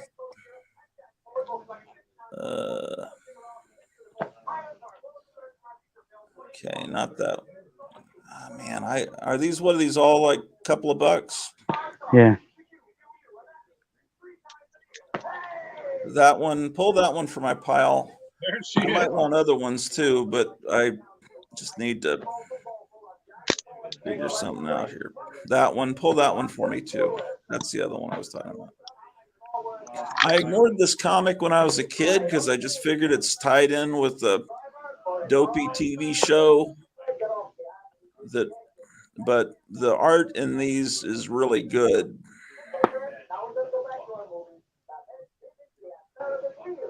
I have a couple of these. I like them. You know what this is kind of reminds me of? Do you remember in the late 70s they came out with this new title called, I think it was called The New Adventures of Superboy? Remember it? Yeah, I really enjoyed it. It was it was kind of childish, but the art, who was it, Jim Mooney on the inside of that? It was good. That one that had the writing next to Thank that you. was It the was Black Cody Orchid Fields. on the cover, wasn't it? It was Cody Fields on Mike Douglas.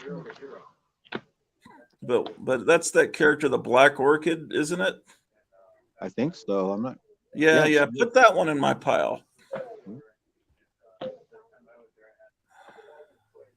Yeah, I like the simplistic art style. I liked it. Good. Oh, put that one in my pile too. That I may actually want all these, but yeah, that one's a good cover. That's really good. Have you seen the Treasury size edition of Super Friends? I know there was one. I've what the heck? Would you pull the one that's in best shape of these two? Is there one that's better or has less? Does the other one have less? Maybe that one on the left. Is it in better shape in person? Looks like it's cut better.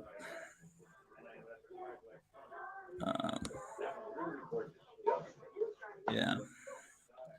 I didn't know Super Friends had this many issues.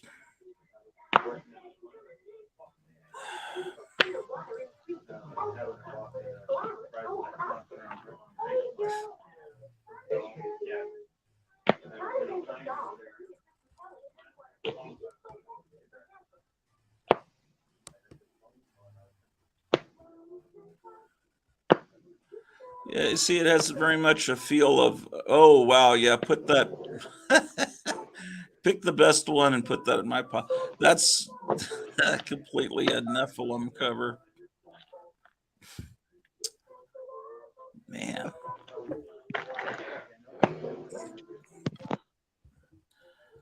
Oh, boy.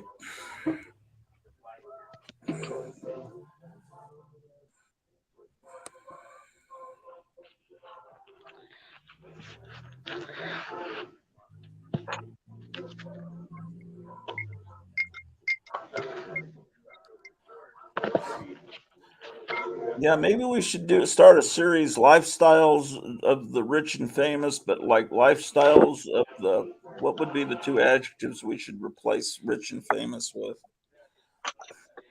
'Cause- Poor and unknown.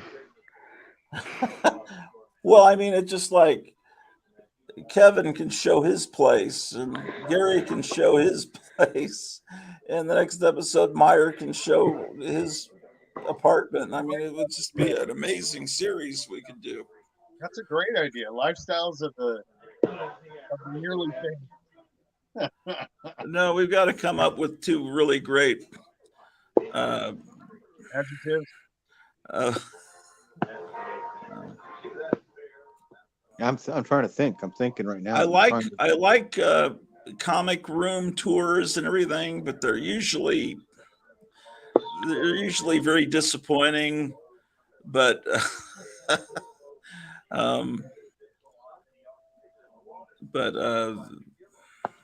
yeah.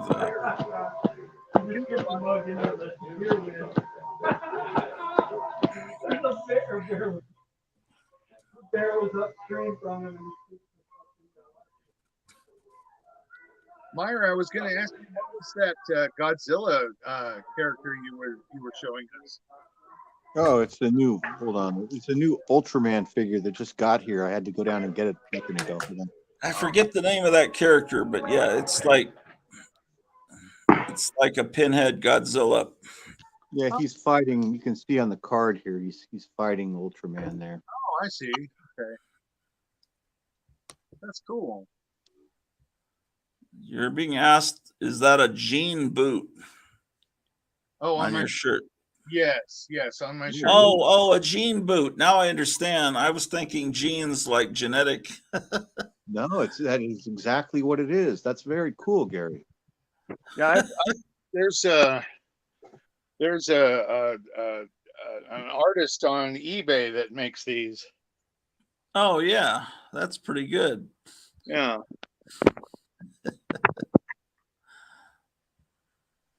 I'd love to have a pair of them sometimes. There's a website called Kiss Replicas, and they make replicas of all of the costumes. You could wear them at work. It would help you get up to the higher shelves, right? Can you imagine wearing that to work? Yeah, I could wear 7-inch dragon boots to work. That would go over well. And a cape. There you go. Wings. Got wings. That's a good idea. The big purple sequined hooded capes that they wore in the Phantom of the Park. Remember those big capes that they wore? You didn't pack a spindle of 100 DVD-Rs lately, did you? Because maybe you packed the one I got today. Hello? No, I'm on the first floor. I'm on the front porch. You just come straight through, and I'll take you. We'll go down. All right. Bye. Okay, my wife's coming down. I'm going to take her in the car about 3 minutes, and I'll be back in about 2-3 minutes, and so you guys can keep going and doing whatever. Okay. Maybe should I leave it in the four screen? Probably 4 screen. Sure. Yeah, probably. You'll probably get to hear Drew barking, upset that we're gone. That should entertain you. Maybe she'll come on stream. Maybe she'll She can't. I don't think she can get up on this chair. That would be good. Maybe if I left the computer down on the floor, she could join in. So, maybe the power lights went out in Mesa, Arizona.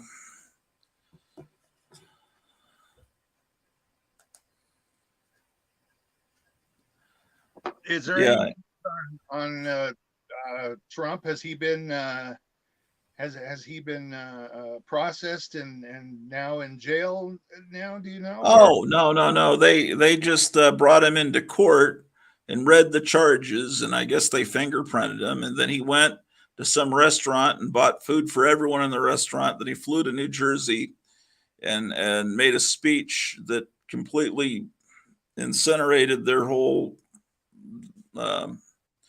smear campaign against them. And sure. then I don't know what he's done since. There's there's another picture, Princess Dragon Mom. Look at that. So scared to death of him. It's amazing to me. They are so frightened of him. Oh yeah, he basically said in his speech that he's going to tear down the whole thing. He's going to completely. I think this time, we'll have to see what happens. But I remember when he was president, I kept wishing and hoping Hillary would get indicted, but she just never did. Yeah, well, yeah, she's too heavily protected. I think people are starting to become aware. Some people. Well, they have. They can't be that blind. Well. Hey, are you guys still there? Yeah. Mm-hmm. I think a viewer might have just called. Oh, really? What'd they say? Well, he was asking for he was looking for a second appearance of the Riddler, Silver Age. Oh. And I didn't have that book, but then I just thought, I have a first appearance of the Silver Age Riddler here. Okay. So if he's listening, I tried to call. There's no call. I couldn't find his number when what didn't show up on the call ID. I gotta run. I'll be right back. So if he's listening to us now, then and if you want a first appearance of the Riddler, Silver Age, I have that. Just call back if you want to talk about it. Your number didn't show up. I thought the Riddler character in the newest Batman movie was such a. I was actually kind of disappointed. He just seemed so. I don't know. So just so much not like the Riddlers that we're familiar with. No.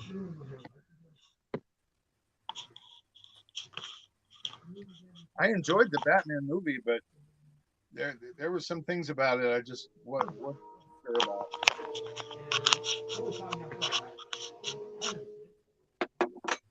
I didn't see it, but one of my oldest friends, who's a raging leftist, he said it was the greatest Batman movie he had ever seen. So that was an indication to me that it must be terrible. Yeah. So I didn't see it. I was actually I came to the movie with a lot of speculation, and my son had purchased it for me for my birthday, and so obviously we had to sit and watch it, and I actually enjoyed some parts of it. I didn't enjoy it as much as I thought I would, but it had its good points. A lot more grittier and dark, and just a lot darker than I expected it to be.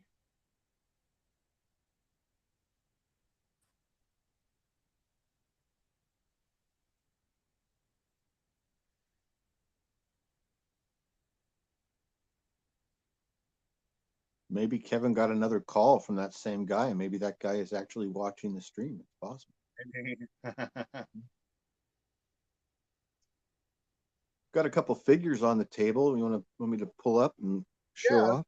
See what you the got. Stuff that's on the table right now is like fantasy type stuff. I've got a little fantasy set up. This is Masters of the Universe Shadow Beast figure from a long time ago. You know, Bronco, if Bronco is still watching, I think that Bronco and his brother used to collect these figures. This is the Mattel Masters of the Universe from, what do they call it? The Master of the Universe Legends or something? I forget, but this is from, like I said, about 10 or 15 years ago. And it's big. Comes with this big club.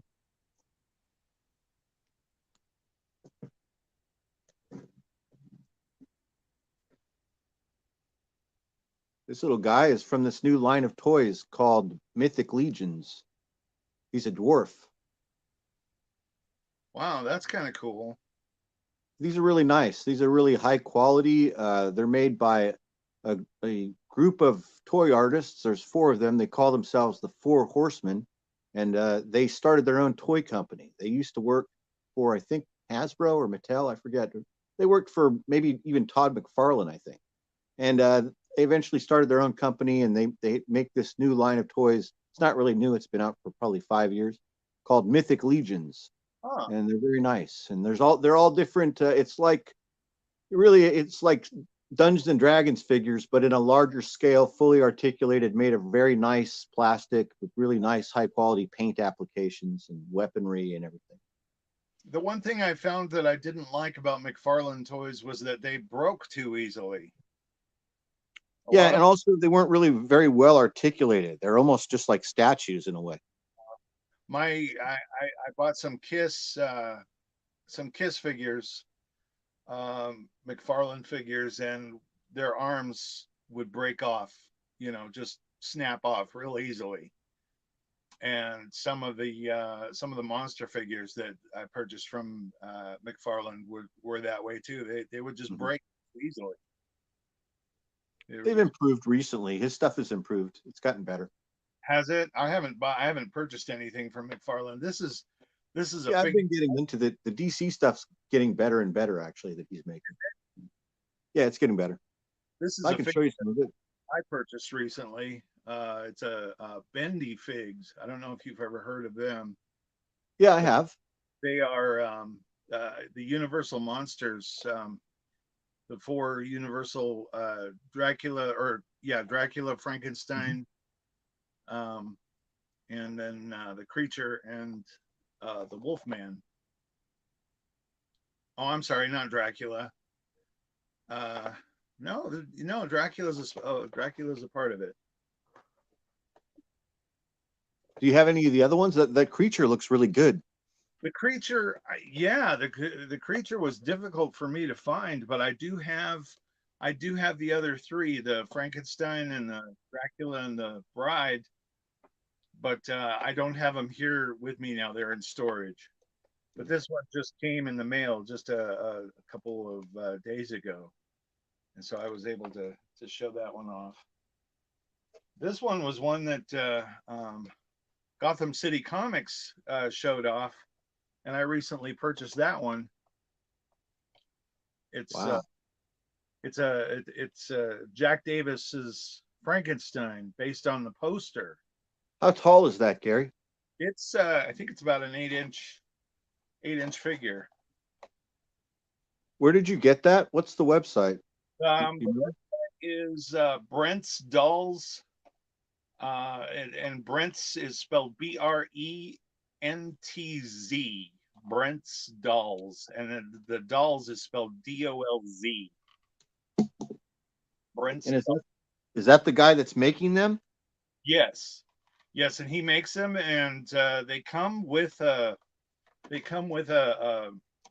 package that you can actually remove them from the package, take them out, and then the package is made in such a way that it doesn't damage the package when you remove it from the package. Yeah, I like that. I'm gonna check that out. I'm glad you showed that. That looks really cool. Yeah, it is cool.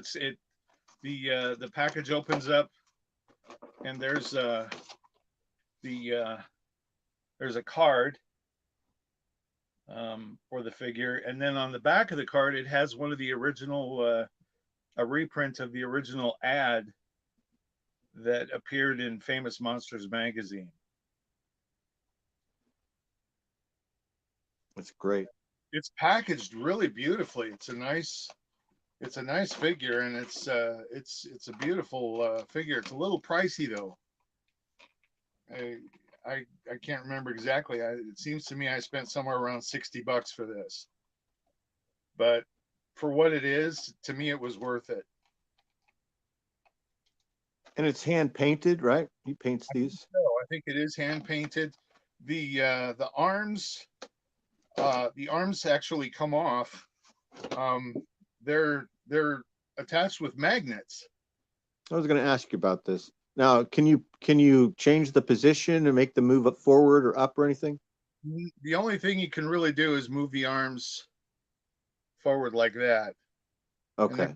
You can't do anything with the legs or anything like that. So I think it's supposed to be a pretty stoic figurine. You can't move the head. Yeah, I think it's supposed to be a representation of the poster. Yeah, I think that's exactly what it's supposed to be. But yeah, Brent's Dolls at gmail.com. And he's got quite a few figures. You can actually look him up on eBay as well. eBay, I found quite a few figures of his on eBay that are kind of cool and unusual, but like I said, they are pricey. But that's something that I want to show.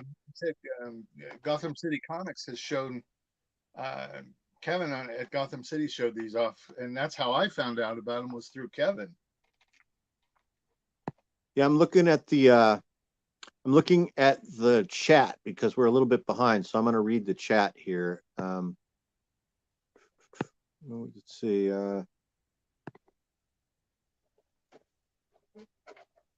Michael Taylor, Jambo asking about books. Bronco Bear says Masters of the Universe Classic or Motuck, and that's what that Shadow Beast is. Jumbo says bring Drew on to guest host.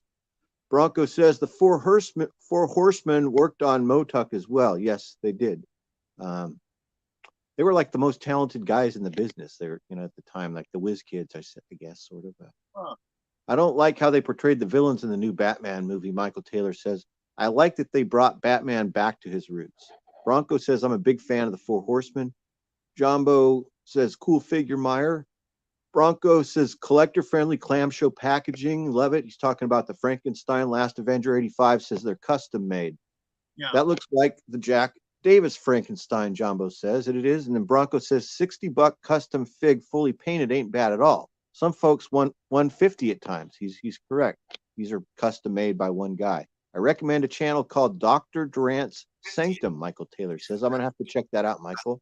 Missing Mars says, lifestyles of the comically insane. La, I'm kidding. Yeah, I think you're getting closer, Missing Mars. That's the best one we've got so far. And we're all caught up. Wow. Okay, cool. All right. Looks like Rocky's back. Sorry. All right. Shit.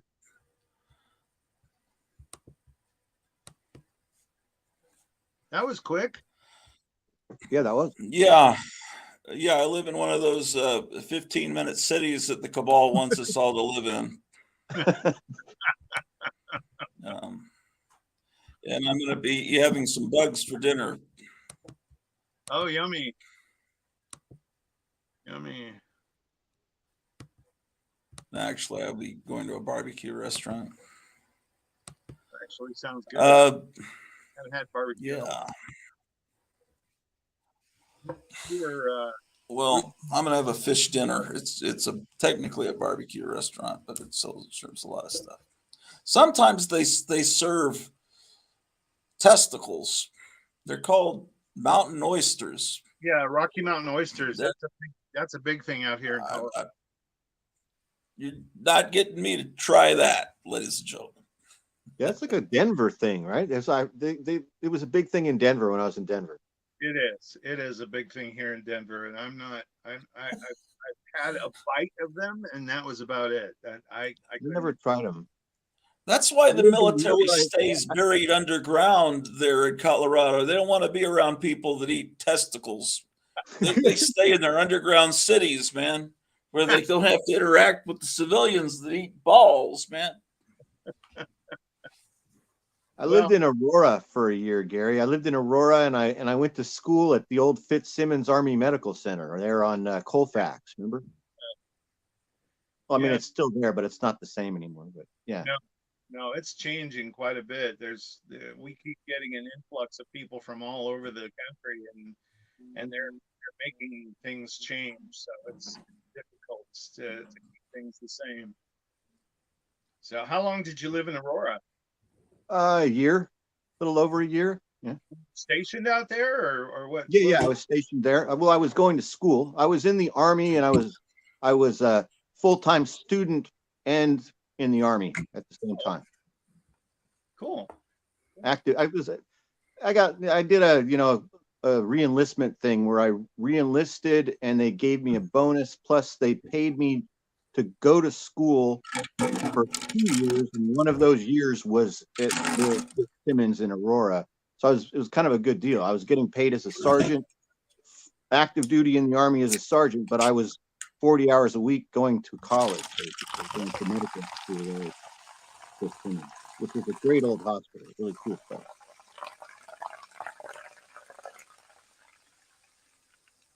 Brochu's doing a commercial for some soft drink. He is. Well, it's not actually anything. It's some of my wife. It's skinny syrups, blueberry, zero everything. So I put 2 shots of that, and then LaCroix. Yep. I don't know what this is. Sparkling water, 0 calories, 0 sweetener. So maybe, I don't know. Tastes pretty good. This is the second time I tried it. I'll be right back, fellas. I got to take care of it. What did I miss while I was out? We talked about toys. Like I showed a couple toys, and Gary showed a couple toys. He showed that bendy figure creature from the Black Lagoon that's new, and he showed off that he got one of those painted versions of the Jack Davis Frankenstein figure. Yeah, I'll have to watch the replay or have him show me that. Yeah. Oh, Kevin's back.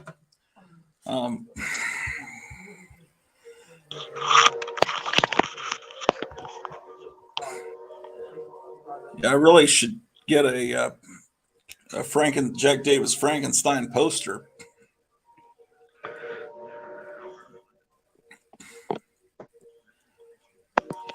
So, Kevin, can you hear us? Yeah, I could hear. What did the customer that bought the Tomb of Terror say about it? Anything? Oh, he sat here, watched. What's that? Oh, I was talking on the phone.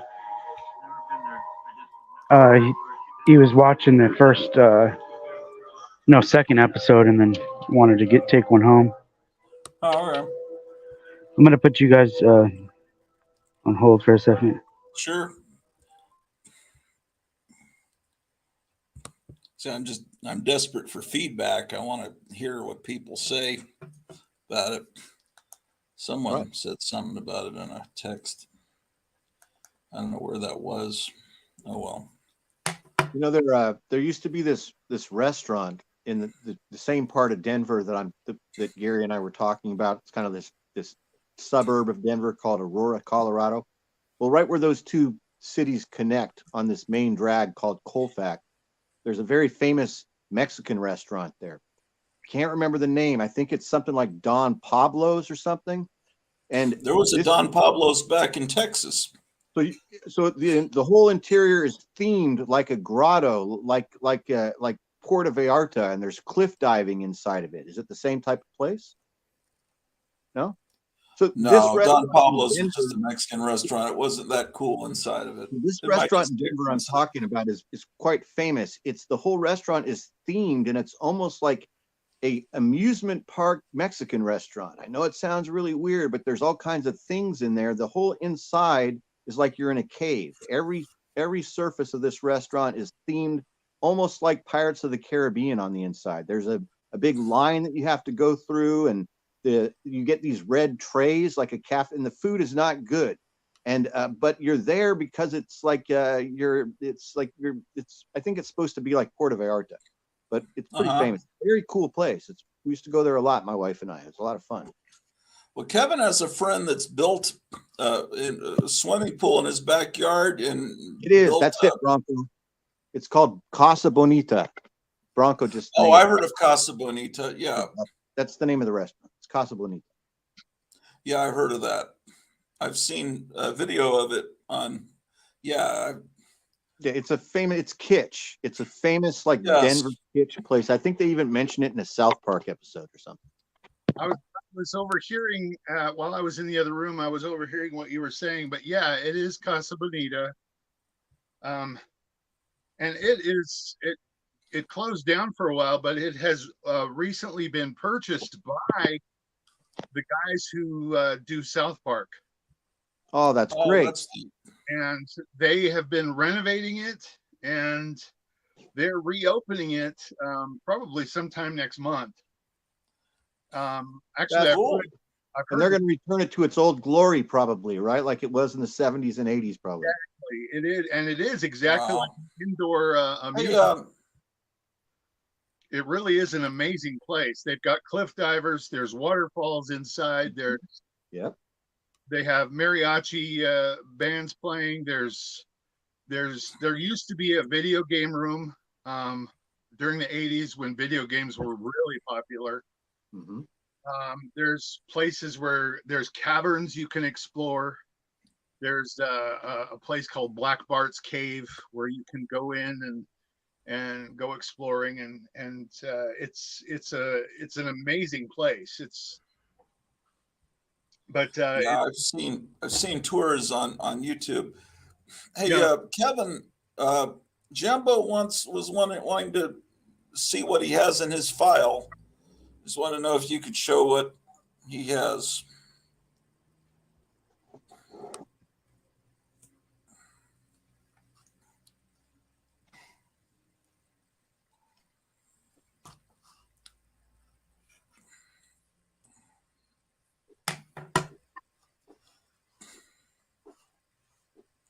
Did that guy call back that might have been watching the show? Oh, I just realized the mic was muted the whole time. Oh, okay. Yeah, no, we haven't been hearing you.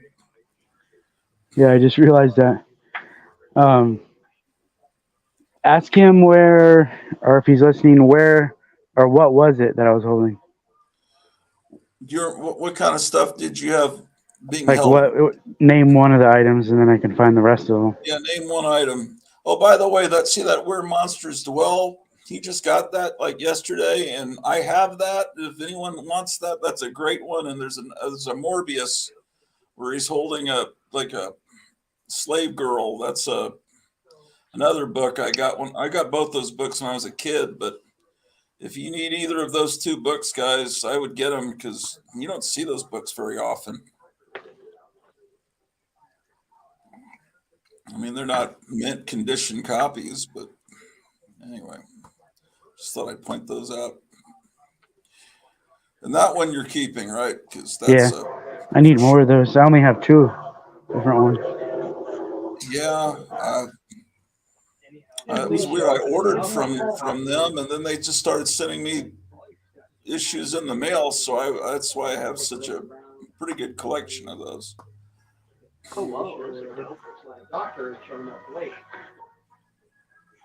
Yeah, that machine, you can get them for like $20. Nice.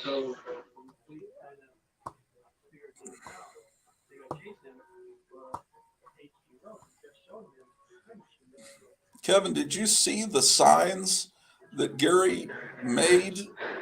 I saw the Spider-Man one. I'm gonna have to go back and watch everything. He also had these like a giant barrel full of monkey guys hanging from the ceiling and Kiss, and he used to make signs for record stores.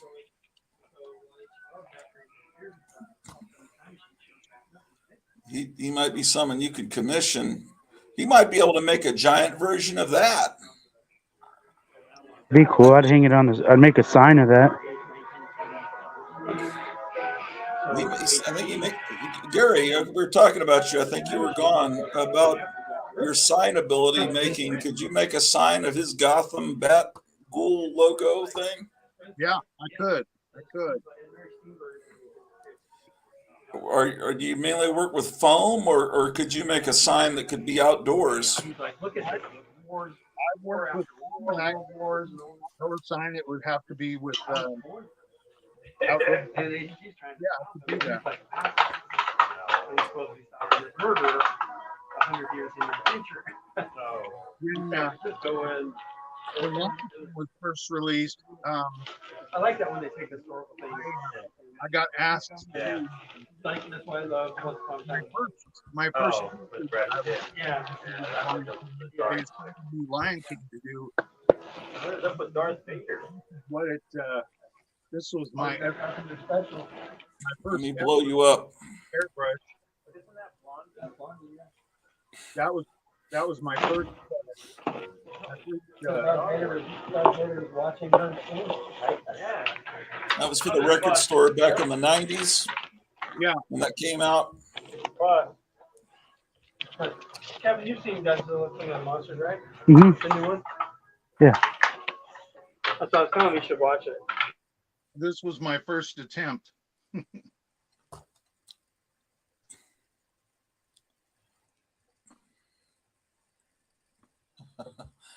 Man, your background is amazing. I need more bookshelves. That's one thing I gotta have. Yeah, I got bookshelf. stacks of books everywhere. It's really Me too. Are, I need more shelf space. more thrift store items. Bookshelf. oh. I think my Wi-Fi is going bad.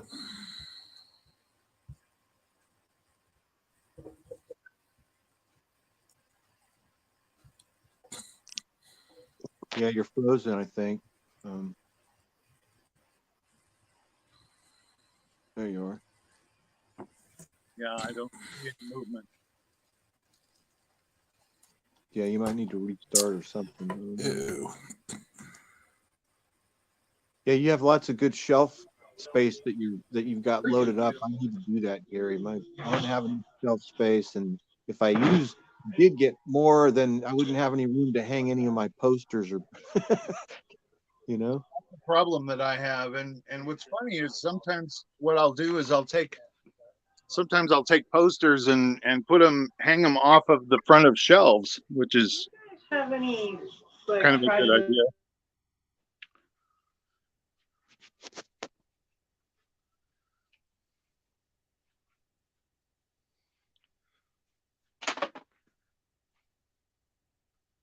Looks like we lost Gratu.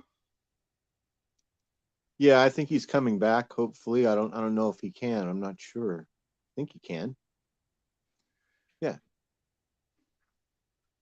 because it's open. Stream's open. He just has to click on the link. I think. I'm not sure. Which makes me wonder if we are actually, if we're actually broadcasting. If he's no longer broadcasting, then that probably means we're not either. Yeah, you're right. Let me check. I'm back. Yay! Yeah, we're all live. What We're all happens live. is if the host Wi-Fi goes bad, the show keeps going for 15, 20 minutes, maybe half an hour, and then it just terminates. That's what I found in the past. Can you guys hear me? Yeah, Yes. we can hear you. Oh, okay. My Wi-Fi seems to be inconsistent. They say you can just plug in and not use Wi-Fi. How do you do that? Using, I'm not sure, a USB port or something like that. So I plug into the router, or what? I'm not really sure. There's a Maybe cable. I don't know anything about computers. I haven't even thought about computers since I retired. I just use them for fun purposes. Oh, Michael Taylor is asking when you're going to do a tour, Gary. Maybe you should do a tour because I need stuff too. But shiza. But maybe you could do but if you do a tour, you need to do one on like your actual show where it's not, it's going to be more hi-fi, high def looking. Oh, I see what you're saying. Yeah. Man.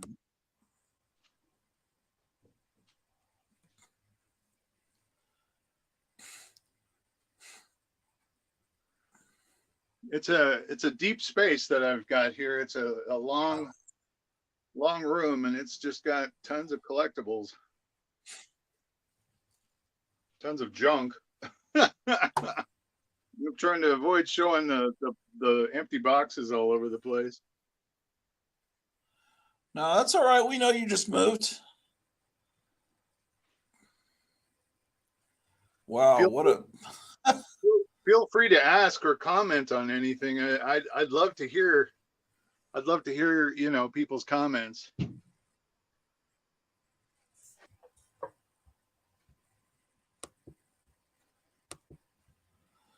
well. Can you hear me?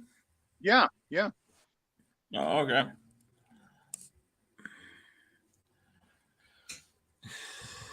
Man. Oh, you got Luminator kit box covers. Oh, there's that. I have that Monster World. Yeah. Man, every inch is covered with something. Just about, yeah. Just about. I try to make as much use of the space as I can.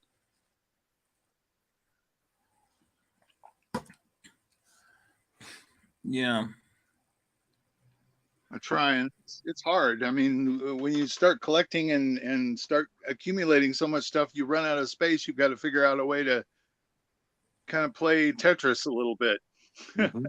Oh, Yep. you got cups hanging from the ceiling. I never thought of that. Yeah. These are those 7-Eleven Slurpee cups. Yeah, how do you have them fixed to the ceiling? They're actually these are actually metal vents that I've attached a magnet onto, taped a magnet onto it, and then What? My just God, who thinks of that? Ingenious. You got stuff magnetized to your air conditioning vent. That's what you're telling us? yeah. I've got. Did you get that? Did you think of it yourself, or do you know someone else that does that? No, I thought of it myself. I thought, how am I going to display these cups? And oh my gosh! I thought, well, I could magnetize, and it's just simply a piece of tape that's attached. You're like Nikola Tesla or something. You really think outside the box. Who would have ever thought of that? And I just thought, well, okay, these magnets work, and they can hang from the ceiling, and they work. That way I don't have to have shelf space. I do that with my Disney buttons too. I'll show you those here in just a sec. My Disney buttons are hanging from the ceiling as well. Wow, great collection. These are like the buttons that you would get at Disneyland when you were a kid. These are the souvenir buttons. Yeah, there's just a bunch of different Disney buttons you could get. I've accumulated some of them when I was at the Disneyland, and then some of them I purchased off of eBay. But yeah. But yeah, it's just kind of a different way of displaying things, I guess. Yeah. Okay.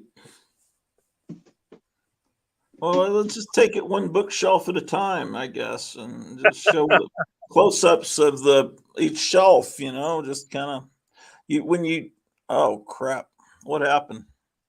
He got dropped. Oh, we lost him? Well, yeah, he'll come back. But he needs to do this not through StreamYard, but that'll be the most amazing video in the history of YouTube if he does an episode where he does a tour of his place.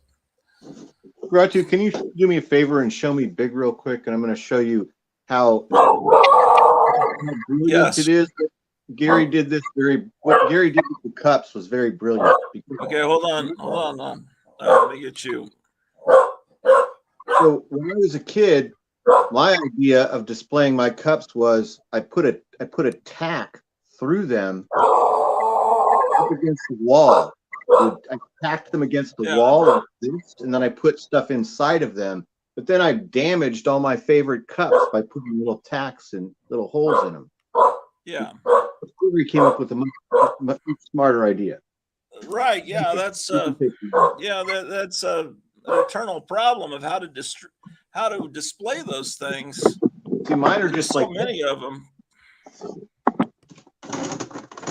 There's mine. Wow, you've got a lot. Yeah.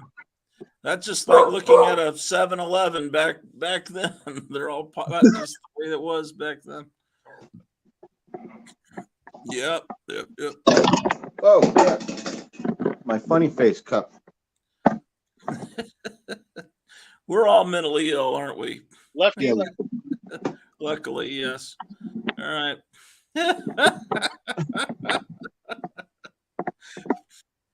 Oh boy. That's what my kitchen cabinets look like. That's excellent. I love seeing people's collections. I love that. Yeah, that's what Michael Taylor's saying. I can't wait to see his collection in depth. Okay, we'll go back to you. Yeah. Go back. Back behind me here, if you can see it, on this shelf are a bunch of Moldorama figurines. Ooh, wow. Disney Moldorama. And then there's a couple of Mark's Disney figurines as well. Yeah, I recognize the Tinkerbell. I've always wanted one of those Mr. Peanut ones. Oh yeah, Mr. Peanut up there. He was a purchase from a toy show some time ago. Michael, I've done a couple. There's two different videos on my channel on my 7-Eleven cup collection. I have DC cups and Marvel cups. You can look it on my channel if you want to see them. They're both pretty long. I've got a lot of cups. Are they ones that you purchased when you were younger, or did you find them somewhere? No, they were all purchased by me when I was a kid, at 7-Eleven. It was one of the first things I ever collected. Those the DC cups that came out in I think about 1972 or 73. Those were the first. I collected those cups before I collected comic books. I mean, I had a stack of comic books, but I purposefully collected those cups. I made an effort to collect bottles and turn the bottles in. Remember how you'd get a nickel for one of those glass Pepsi bottles? So the same 7-Eleven where I would be able to turn in my bottles for change would be the place where I would get my Slurpee for 25 cents with the cup. And so I did it like multiple times a week. It was like a thing for the whole summer. So I bought all those cups. My whole collection was purchased by me when I was a kid at 7-Eleven. Wow. None of them were collector, things or anything. They all just came, and I just saved them because it was, like I said, it was the first thing I collected, kind of. It was like my first purposeful collection. I could never get any of the characters, any of the superheroes that I knew of. A lot of times when I would go to 7-Eleven, I would, it was the luck of the draw. You pulled a cup out of the dispenser and you get some weird, obscure superhero that you'd never heard of, and it's like, well, I guess I got to get this one, Well, it was the guy behind the counter that pulled it out and made the Slurpee and pulled the cup out. You didn't have a choice. You couldn't say, "Hey, I already have that one," or the picture's smeared. It didn't matter. You got whatever he gave you, whatever was next up. So it was the luck of the draw. Mm-hmm. Yep. Yeah, that was frustrating. That Spider-Man that you made up above the painting, what I remember that most from is that's the image of Spider-Man that Lone Star Comics used to have on their storefront. Oh, really? Yeah, that's that exact image. That was one of my favorites. That was I'm almost thinking that John Romita did the original. I'm not sure. Yeah, I would say almost certainly. Yeah. Yeah. Yeah, I think that was a John Romita copy that I used to make that. Yeah. The idea that I got this from was a friend of mine when I was in high school, I had a friend who collected comics, and his comic room literally had portraits that he had painted on the wall, that he had actually painted on the wall, and that was one of them. Was he had used this particular Spider-Man, and what he did, and I thought it was such a great idea, was he used glow in the dark paint in the eyes. Oh, And so when he turned out the lights, the eyes would glow. oh, that's a great idea. Yeah, and I still would like to do that with this one, but I have not. I haven't had the chance to go to any of the craft stores nearby and do that. So behind your right shoulder is a Planet of the Apes display. Yes. Let me kind of focus on that here a little bit. Let me get over to it. You've got some blank space between the Jack Davis Frankenstein and that painting. Yes, sure and I have some Kiss albums that I'm going to hang up. Oh, right there. That's I have hilarious. plans for it. Oh, you've got those Charles Addams dolls from like 1960. Is that what I'm seeing down there? Maybe not.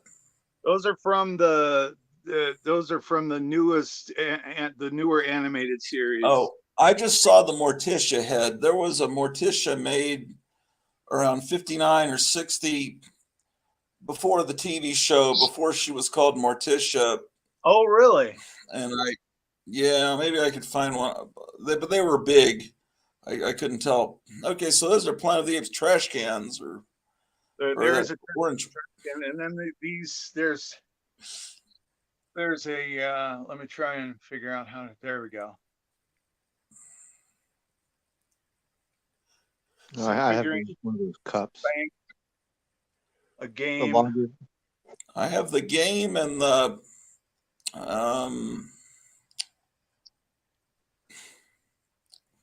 lawgiver. Oh yeah, the lawgiver. Well, the lawgiver is in a. I have the color form. I mean, the lawgiver is not a vintage thing. It's a new thing. That color forms I have. One of those cups.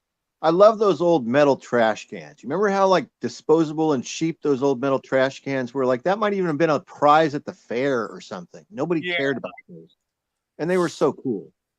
Yeah, they were. I've got actually in my collection, I've got a few metal trash cans. I have a Charlie Brown one, and I've got that one, and I've got a Superman / Batman one. But the prize, or the holy grail that I'm kind of looking for in trash cans, is the Kiss one. I used to have that a long time ago. I don't have anymore. Well, John Gouris is wondering how many of us there are in America. I mean, on YouTube, I know that Dr. Silver Age. You've got Silver Age Dave. Who else is there? AFTA Comics. When Captain Strangelove gets his new place, it's going to be an amazing museum. He's got it all compacted into a basement. When he can spread it all out, it'll be. Yeah, there are a lot of us around. There's a lot of us nerd collectors or geeky collectors, whatever you want to call us. I don't know. And that friend of Graphic Man that lives near him has a lot of monsters. Michael Dodd, but yeah, I think a lot of the people that you see on YouTube, they're like all Star Wars stuff, or they're all fixated on one thing. Yeah, whole room of Star Wars stuff, but to be fixated on monsters and things from this time period, I think. And I've seen older people that had everything decked out 50s, that were teenagers in the 50s. This guy that ran the record store I told the story where he snapped the record in half for someone that wouldn't pay the price for it. In his house, he had his garage decked out with a jukebox, and it looked it was amazing. He passed away, but you've got a few jukeboxes though too, don't you, Grant? Too? Yeah, I mean, yeah, I'm just saying this guy was there at Gene Vincent concerts, cutting up the theater seats with a switchblade. I mean, he was a genuine 1950s hoodlum, uh, not like Fonzie or John Travolta in Grease. He was the real thing, and he was a little scary. You know, his record store. You know, he didn't want to cross him. No, someone who's the real deal, not just made up for show, sort of. Well, there was a kung fu studio next to his record store, and sometimes some of those guys would walk into his store from next door and barefoot. He did not like that. Sometimes he pulled guns Wow. on customers. It was always an experience when you shopped with the connoisseur. We call him the connoisseur because his store was called Connoisseur's Groovy Oldies. Man. And we haven't seen much of Kevin's house. We've just seen like a few feet of it. When we see the rest of it, it's going to be another one of these amazing places. So how far is Casa Bonita from where you live? Probably 10 or 20 miles. It's not that far. Man. Oh, Casa Bonita, I remember that from South Park. Ah, yes, I got little clips of John. I haven't done it lately, but in the early episodes, I put little John Goris clips in between. It's I like the eclectic collections. Let's see. I'll be right back. Sure. Yeah, Michael, the Thimble Theater was about the oil family, and then Popeye appeared. He was just supposed to be a character that just appeared for a little while, and they became so popular. He took over the comic strip. It was like Fonzie on Happy Days. He pretty much became the show, or Dr. Smith. You know, um, he was a terrorist that caused the family to get lost in space, and he was a horrible person. And he just becomes the star of the show. And boy, I tell you, Guy Williams Zorro was mad because he thought he was going to be the hero of the show, and he should have been, but he was, yeah. But he moved afterwards. He moved to South America and was treated like a king the rest of his life because, holy smoke, we need to go to that. He was treated like a king the rest of his life. They treated him like he was Zorro. Holy smoke, look at all this stuff. When did this stuff come in?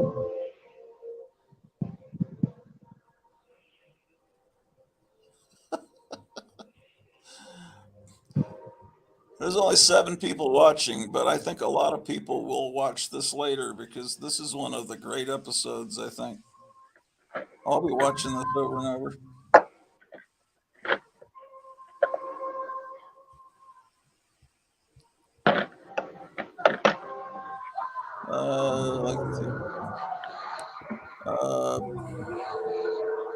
You should get some clips of Ezra Miller terrorizing people. IRL means in real life, right? Onto the Tomb of Terror. Hopefully Captain Strangelove doesn't have the same nightmare that you had, Grudgy. What was my nightmare? I don't know what nightmare I had, Michael. Oh, wow. Oh, I see. I thought it was Dr. Strange. Something from the world. The answer is no. That's To create hope through a balloon in the heart illustrates that if you place your private life in public, you forget that invisibility is a superpower. Zoltan. It's Yeah, that's This is pretty the place cool. of true happiness. The one you love is closer than you think. It is this loved one that will allow the answer to be yes. that's cool. Zoltan. Every time it's like a whole new store. He's got all kinds of amazing stuff.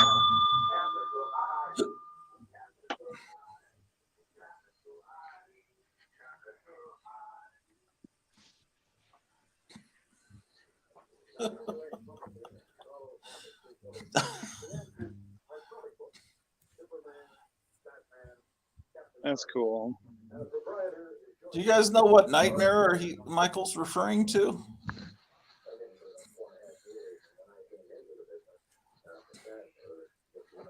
I didn't hear. I was gone for part of that.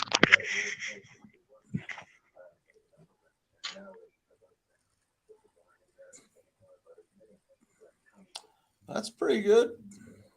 I don't know what that is.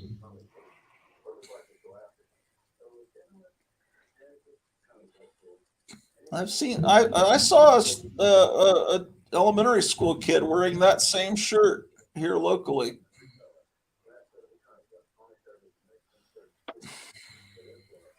I think they're either a Walmart or Target shirt. Oh, is that where they're? Okay, that's where this coming from.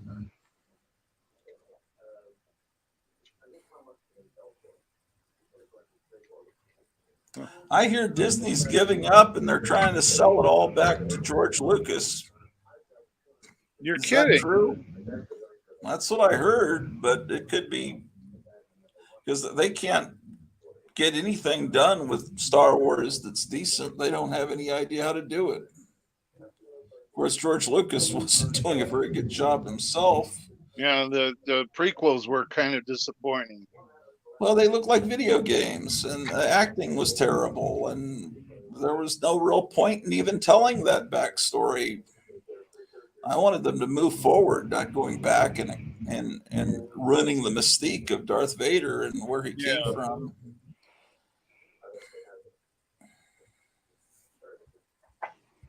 I saw a little blurb that said that George Lucas was disappointed with what Disney's been doing.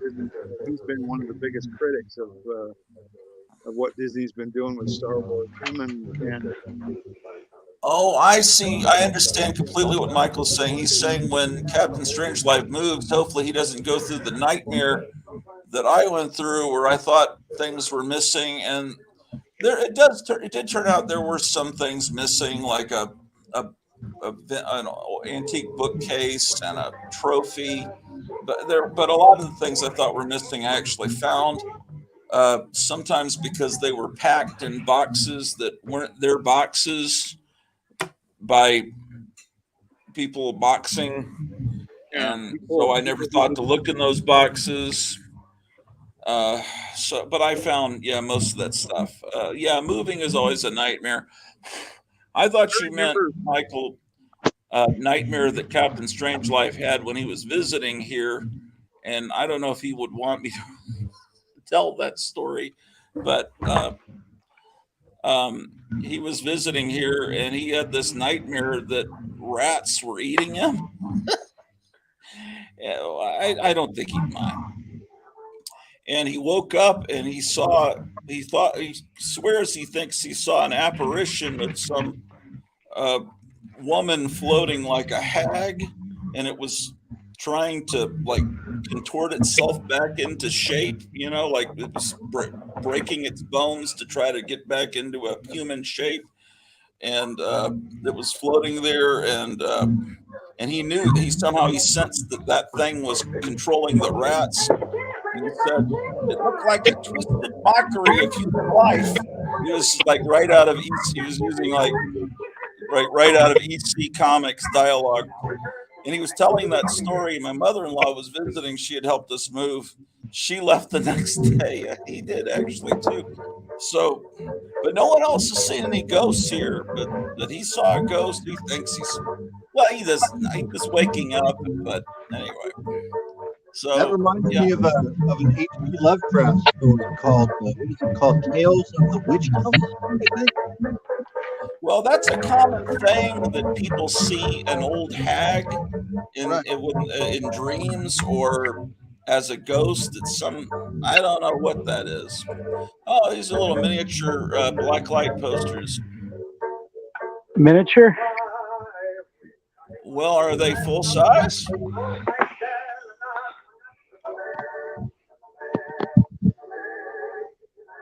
I don't. The actual ones from like 1970, 71 were the size of posters. I think those are maybe 3/4 scale. Get a tape measure. I've got 3 in my. I saw you hanging them. I saw you hanging them up today in the video. Yeah. I think I'm not sure because I haven't seen those reproductions in person. But Hey, let me measure. I mean, I could go. You measure it, and then I'll at some point measure mine when I go upstairs, and we'll see. It should tell you on the packaging if they're actual size of the originals.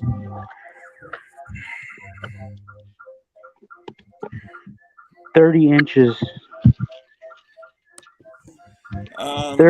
30 by 20. 30 by 20? Yeah.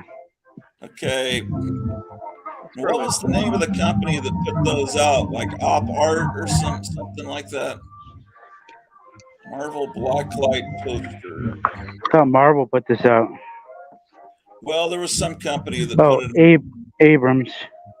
No, yeah, that's the current company, but the company that put them out back in originally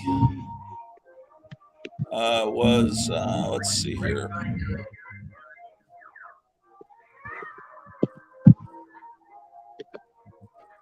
They were put out by Third Eye Incorporated originally. But if they reprint those in a size that's easy to frame, it might actually be. This says Third Eye on the back. Yeah. 71. Okay. Are the original ones cardstock like that? No, they're just poster paper.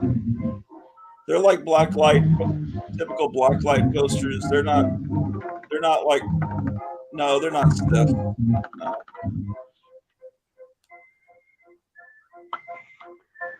These I'm selling for 10 each if you guys want to buy some.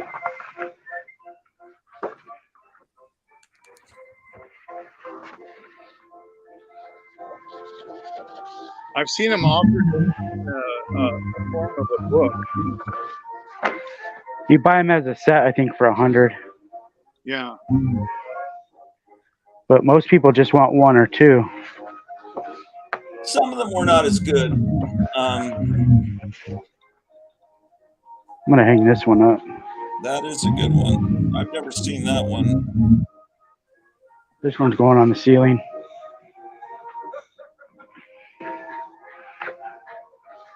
Since that one's damaged anyways.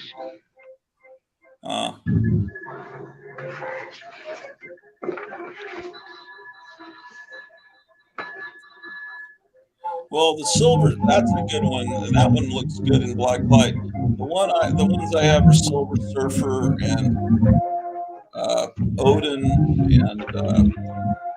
and Medusa.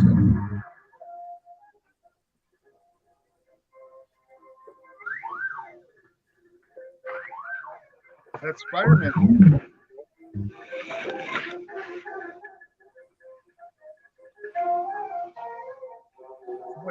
I'm trying to find the dimensions online, and I'm just missing stuff.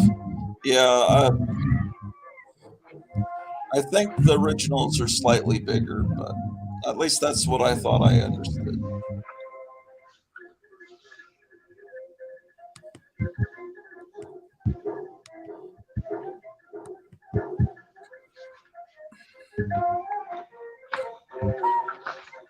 This one's pretty cool. Yeah. I wonder what comic that image is from. That's neat.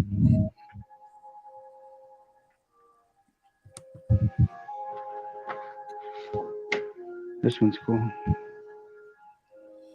Yeah.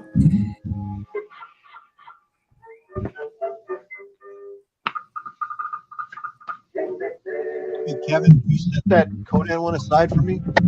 You want that one? Yeah, I'll take that. Okay. I'll be able to roll it and ship it in a tube.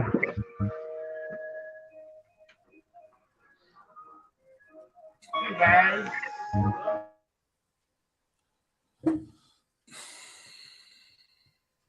Thank you.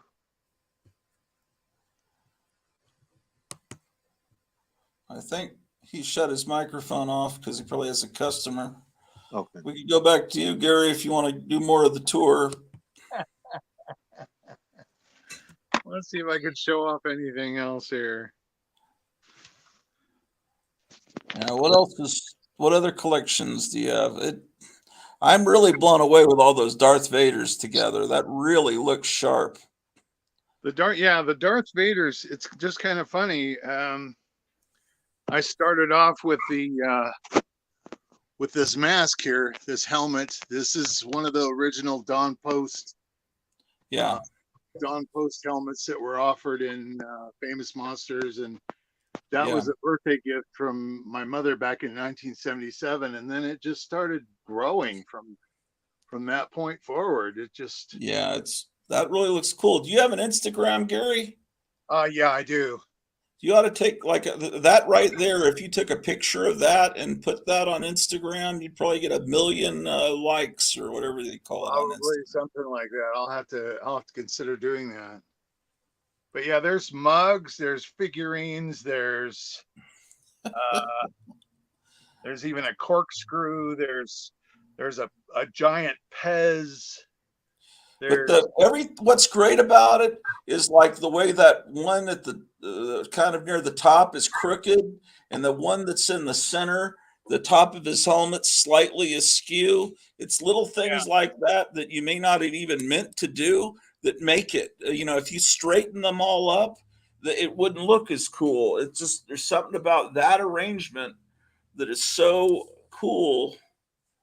Kind of loses its charm if it's too straight. Yeah, probably. I think I have the one that's at the very top. When did Darth Vader start having all that silver stuff on the top of his chest? I'm not really sure because I don't remember him having that when I was a kid. Yeah, I don't know. Was that when did that start? Maybe in Return. I don't remember that in Return of the Jedi either. No, I don't. Maybe they just started doing that just with some of the collectibles. Because I can see it in a couple of places. It says Gotham City Comics audio is much louder than Meyer and Gratu, who are the same, and Bone Daddy is very low. Well, Gotham City Comics is using headphones, and I'm just talking into the computer. Most people that do this YouTube stuff always have headphones on and seem very professional. Jambo says he'd like an FF poster and a Conan if you have any more. But I don't know if he's hearing us right now, but I'll repeat that. Michael Taylor wants to know when you're going to be a regular member on the Fossil panel. I don't think you can do Wednesday nights, right? Because of work. Is that the deal? That's the problem. Yeah. I want to be a regular on the 4-color fossils, but right now it's hard because I work Wednesday nights. Okay. Well, Missing Mars is saying plug phone into laptop. I'm on a laptop and I'm using the camera on the laptop. So I guess what I need is a separate camera and microphone that plugs into my laptop instead of using the laptop. But I don't have that. So that's probably why it seems so unprofessional here on the Gratu Orloff International. We're using stone knives and bear skins, right? Yeah, I've got at least I'm not using Dixie cups. Okay, Meyer sent me. Okay, Dreams in the Witch House. Yes. Oh yeah, that was a mistake. I was trying to figure out how I could drop a comment in the chat because I wanted to say that was. Yeah, you can't do it unless you're on your phone. Is that right? Yeah, and I would have to switch over to my. I would have to switch over to the YouTube app and then actually type into the chat. I guess I can't put comments either. When I'm broadcasting, what I have to do is comment on my phone while I'm. Yeah, you have to comment on another device. It's a weird thing. Yourself on that on Captain Strangelife's Dream. There actually is a Lovecraft story that really is called Dreams in the Witch House, and it is about a rat, and it is about an old house and a guy sleeping in a room in it. Right. I think, and I saw a film. There was a film adaptation of that for some Yeah, it was series very where they good. got famous directors to do horror stories. Yeah, it was the Masters of Horror. It was one of the best Yeah. episodes of Masters of Horror, really. It was really good. Yeah. Yeah, I saw that. I forgot that might be real close to, that's probably what he was thinking of. Yeah. But I don't know, we realized later there was a little rubber rat that I had in the bathroom that he was using on the 3rd level. So that may have been the last thing he saw before he went to sleep. And then, the fact that, but it's like whenever people visit, back in Arlington, our house, we had several people visit that thought they saw ghosts. And I said, no one's ever died in this house. And this house it was built in 1964. And we've lived here and my family's been here since 76. But they were seeing ghosts. And it might have been my mom saying, just scare those people away. I don't know.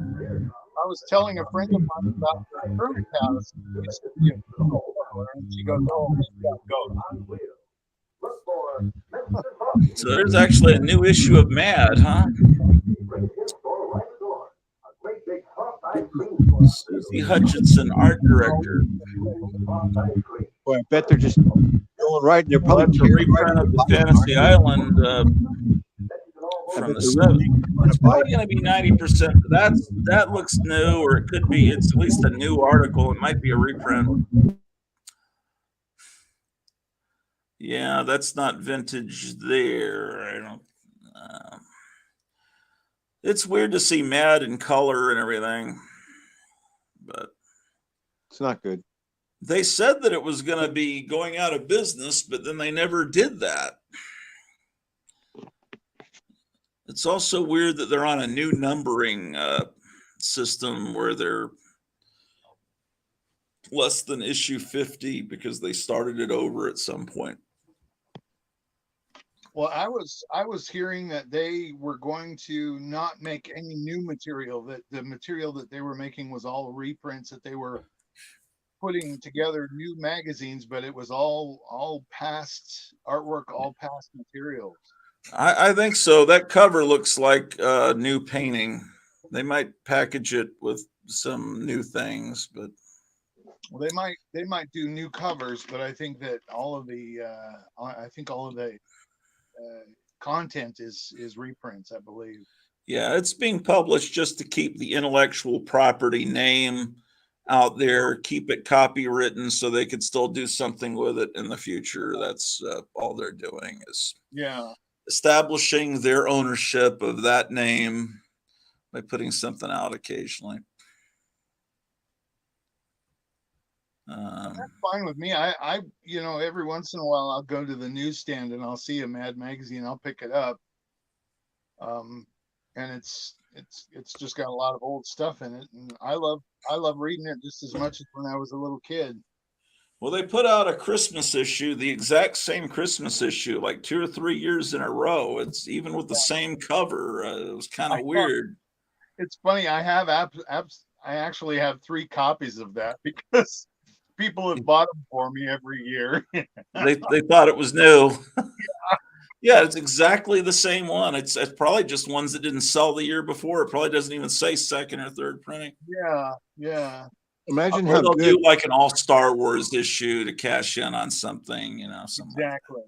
Imagine how good Dave Berg's lighter side would be if he was still alive doing it now. It would be like the lighter side of pronouns, and he would like be doing that. Yeah. Remember how funny that would be if you the lighter side of political correctness or something. I started talking about that this morning on today's show, and I thought maybe I shouldn't talk about this because it's like a forbidden subject.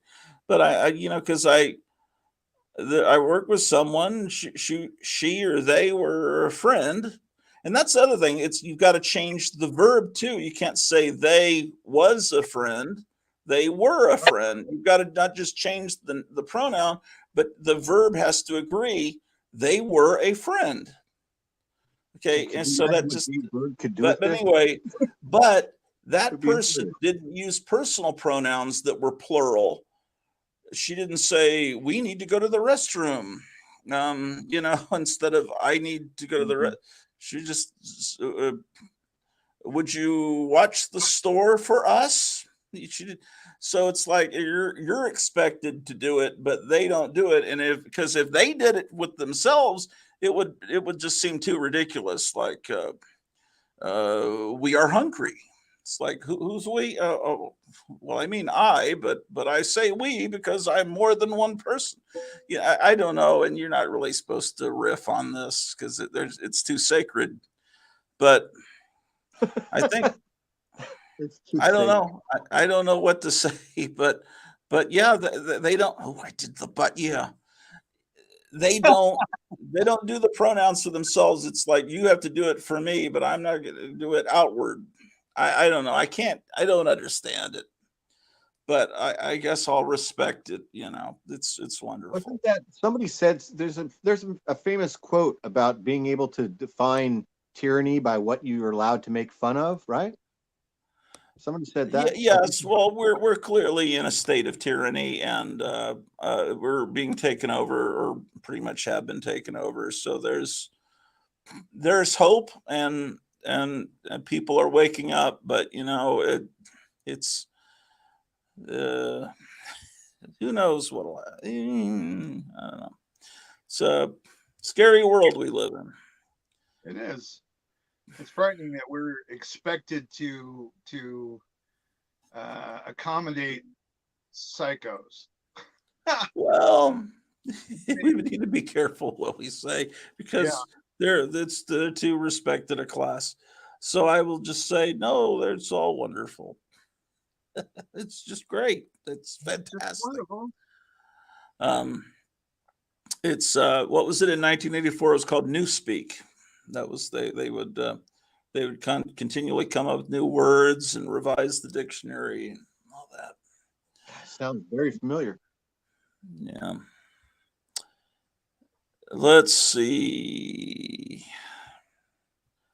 what people are saying. Michael Taylor says Mad Mag could never be the same. Well, all the original founders are gone. Al Jaffe's gone. I don't think anyone's still. No, Sergio Aragonis is the only guy still left.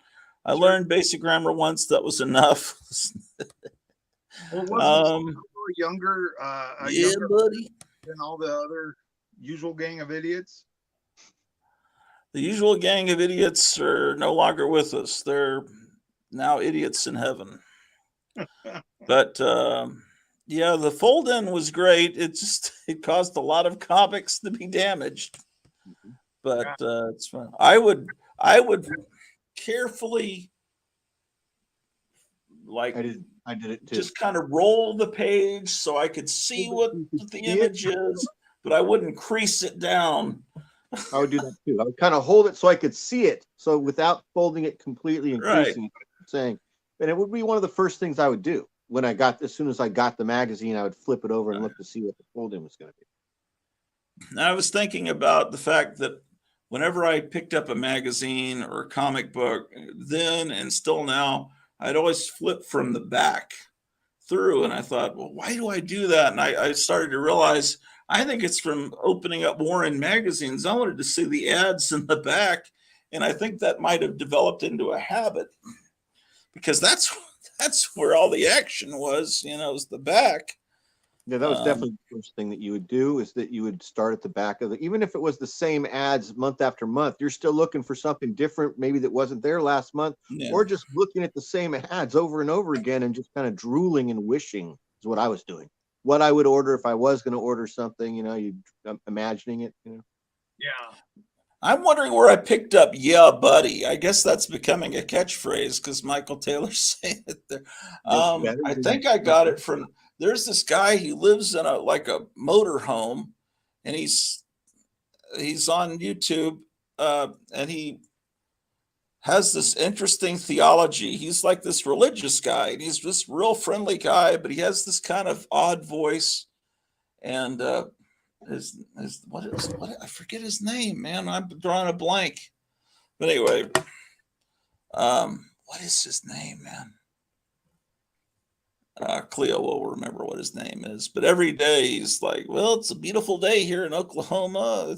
Or now I think he's in Alabama. It's a beautiful. The weather is beautiful here in Alabama. It's almost like a psychotic Mister Rogers. He's always out in nature, and he's got a very interesting look at the Bible, where basically he that some people have this look at the Bible where Jesus is the good guy, but the God of the Old Testament is like a bad guy, and Jesus is against that God that wanted. Some people believe that, but They're two opposing forces almost. oh, we got more touring of Gotham City Comics. Oh, we put it on the ceiling already. Let's take a look. All right. All right. So, Gary, look what you've done. Now everyone's putting stuff on the ceiling. I may have to start doing that too. She's like, what are you talking about? I said, I did it because there's no room anywhere. Yeah, that's why I do it. Crazy. I said, yeah, I know. I didn't see you guys doing that in the have that. comic room. Huh? I'll start putting a bunch of stuff up here. Hey, Michael. Yeah, well, the show can't go more than 45 minutes. Okay, yeah, okay. 6 o'clock Central, I gotta go, but if someone else wants to start a live stream, that'd be cool. Richard Simmons. Oh no. Richard Simmons Funko Pop. How would you even know that's Richard Simmons if you saw that and you didn't have the box? If that was outside of the box, how would you know it's him? Well, I guess from the shorts. He's just in here to hold the space in here. That's great. Yeah, I've seen boxes and hardback novels used to fill up space in comic boxes when the people don't have styrofoam. Oh my gosh. How's Richard Simmons doing? Is he alive? Yeah, I think somebody was like, I heard some story about he was getting held under his will or something. Am I the only person that, guys, when you heard John Romita had passed away, am I the only person that didn't realize that he hadn't already passed away? Because I thought he wasn't alive. Is he like 90 something? Talks something? about John Romita Sr. It's like he retired and he just disappeared. So I thought he'd already passed away. I was like, wow, he was still alive. And why? But I guess I should know that because I've seen interviews with him, but I think they were older interviews. Somewhere I was hearing that in the 90s he retired when he was about 65 because Marvel, he was the head of the art department at Marvel, and they were starting to make him actually go out and fire artists personally, and he didn't want to do that. So he just said, well, I think it's time for me to retire. I don't want to be a guy that fires people. Don't want to be the bad guy. Yeah, that's what I heard. That's pretty cool.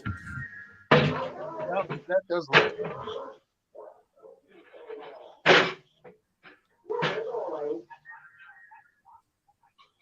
Is that still the second episode of Tomb of Terror playing in the background? I think it's the third one. Oh, the third one. Okay.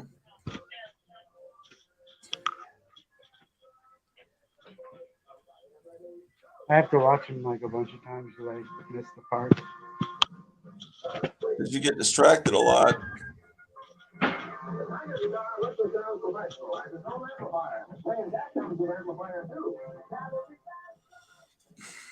Oh, Jumbo, are you still watching? Jumbo wanted to see his stash.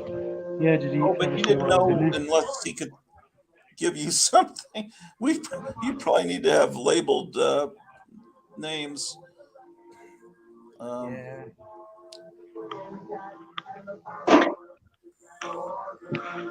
That was weird when Don Martin left for Cracked Magazine. That was strange.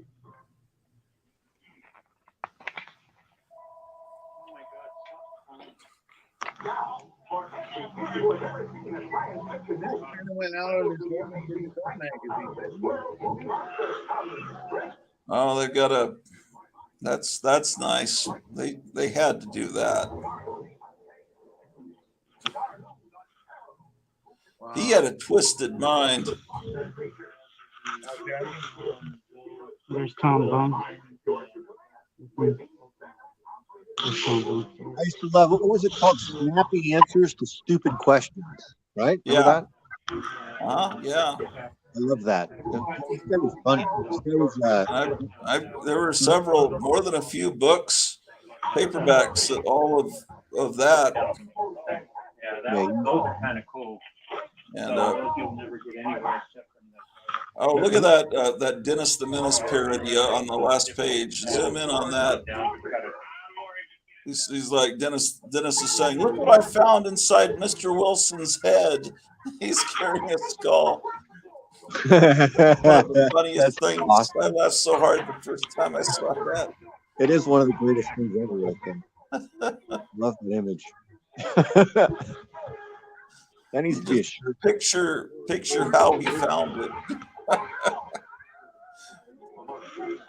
Sometimes it's all about what's left to your imagination. Oh, this is cool.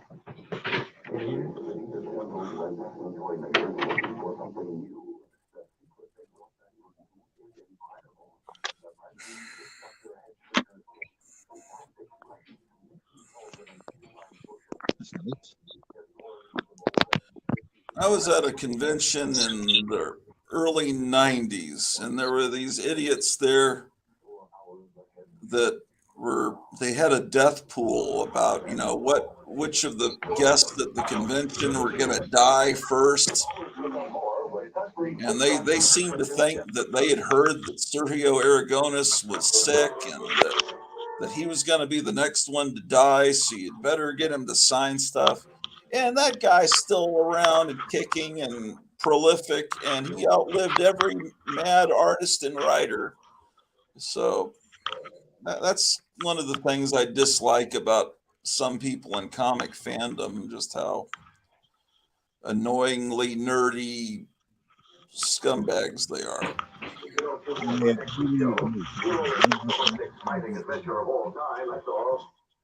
I used to go to a lot of cons with a lot of old guys that are very healthy, like that guy, is it Richard Kyle, the guy that played Jaws, right? Yeah. The big giant guy. So he used to live in the mountains above Fresno, and he used to come to all the Valley conventions and up and down California and Sacramento and Fresno and Bakersfield, and you'd see him all the time. And he always had an oxygen tank with him, and he did not look good, right? And, he was probably in his 70s at the time or 80s. Right. And there were other people too at the conventions that were old and were kind of infirm. That little guy that played Twinkie, he used to always be at the conventions. That little guy that was in Star Trek and also Buck Rogers. Right. That's a real thing. Hey, is it pronounced Kyle, or I always thought it was Keel? Yeah, I think it is Keel. And I was thinking I mispronounced that all my life. Yeah, I guys don't know. that are gigantically tall a lot Yeah, of times don't live as long. Just Yes. like dogs that are really, really big don't have as long a lifespan. I think it's something to do with the strain on the heart. Because remember, Ted Cassidy didn't live to be that old.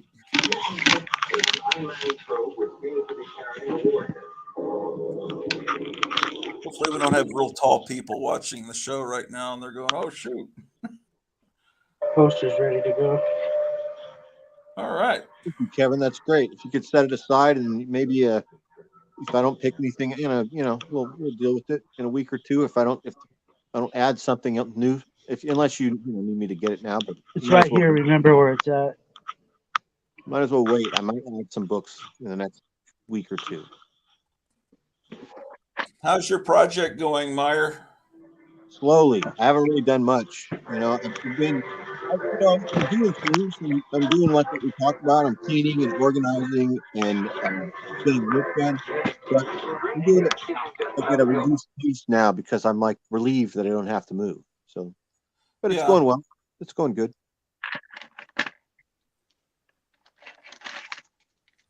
I made this video this morning that went to the beach and made a video this morning that's like a marine biology video. I don't know. I just took a picture and filmed these little animals at the beach, and then I just titled the video the name of the animal, and for some reason it got like 150 views. So it's like an algorithmic thing. I think that maybe people that are into biology noticed it or something. I don't know, because why would 150 people of my subscribers watch a video of a picture of a jellyfish? But they don't usually. Usually when I make videos of me at the beach, it gets like 20 or 30 views. But this one, I just uploaded it like 3 hours ago, and it's got 150 views. So it's kind of weird. YouTube can be strange. It just depends sometimes what the picture is, what the thumbnail is, or what you title it, I think. I don't know. An Amish guy with a horse and buggy just went by the house. That's cool. really cool to see that. It is cool going by your house. That's one of those vintage posters that came with the original figures. Is that what that is? Don't ask me. Oh, Kevin is muted. That's why. Oh yeah, Kevin. I think I muted it. Yeah, that's a Macho Man action figure poster. Yeah, that's an aspect of collecting I don't know much about. Although I respect it. It's just like He-Man and that. It's just I wasn't the right age to really know about that. I think wrestling and comics goes hand in hand. It seems like all of the four color fossils are complete aficionados. They know everything about it.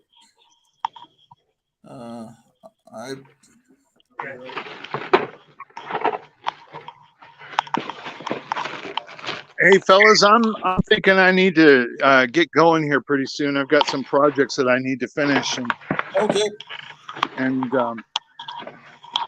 I don't mean to take off, like this, but I've got some things I need to get done today. That's cool. Yeah, I'll be gone. This is only going to go about another half hour. Okay. But it's cool for you to be on, and let me know when another good time is. Okay, we'll do. We'll see you fellas. Right, Kevin, Meyer. Yeah. Bye. Good to see you, Gary. I'm gonna have to come back and watch this whole thing because I missed all his stuff. Oh yeah, you're gonna have to see his house, and he's just. The only thing I saw was the Spider-Man sign that he made. That was all I saw.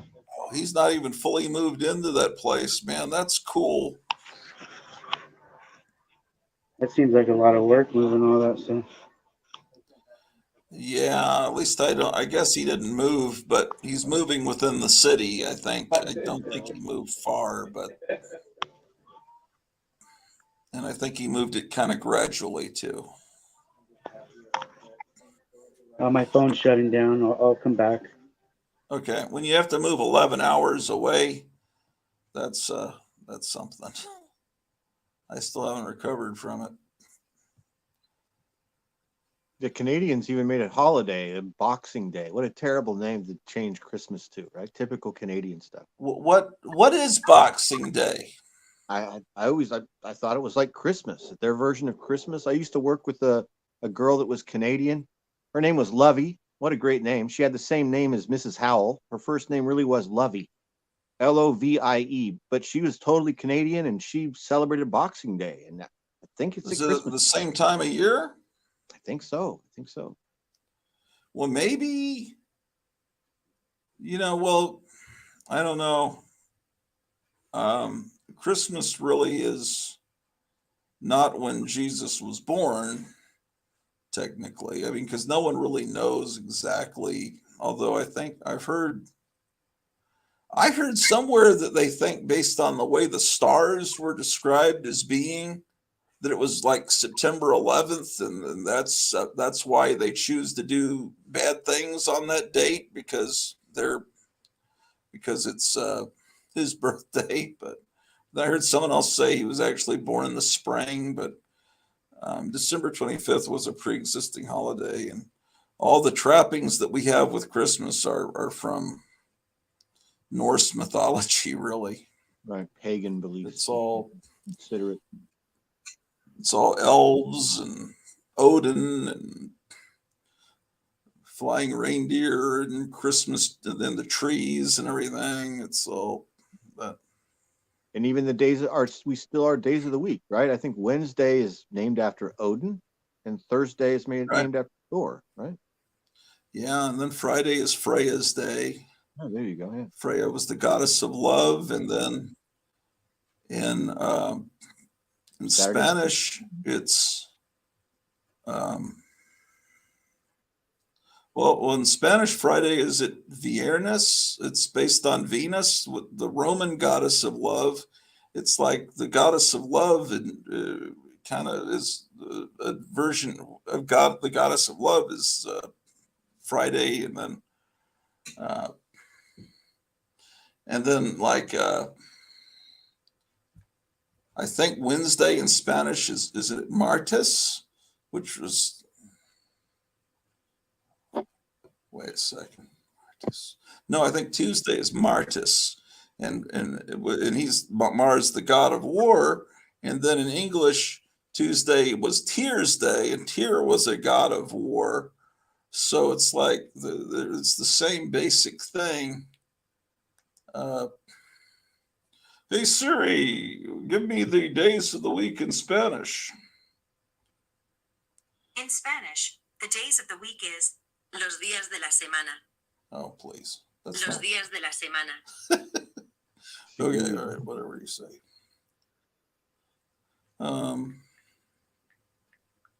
Days of the week.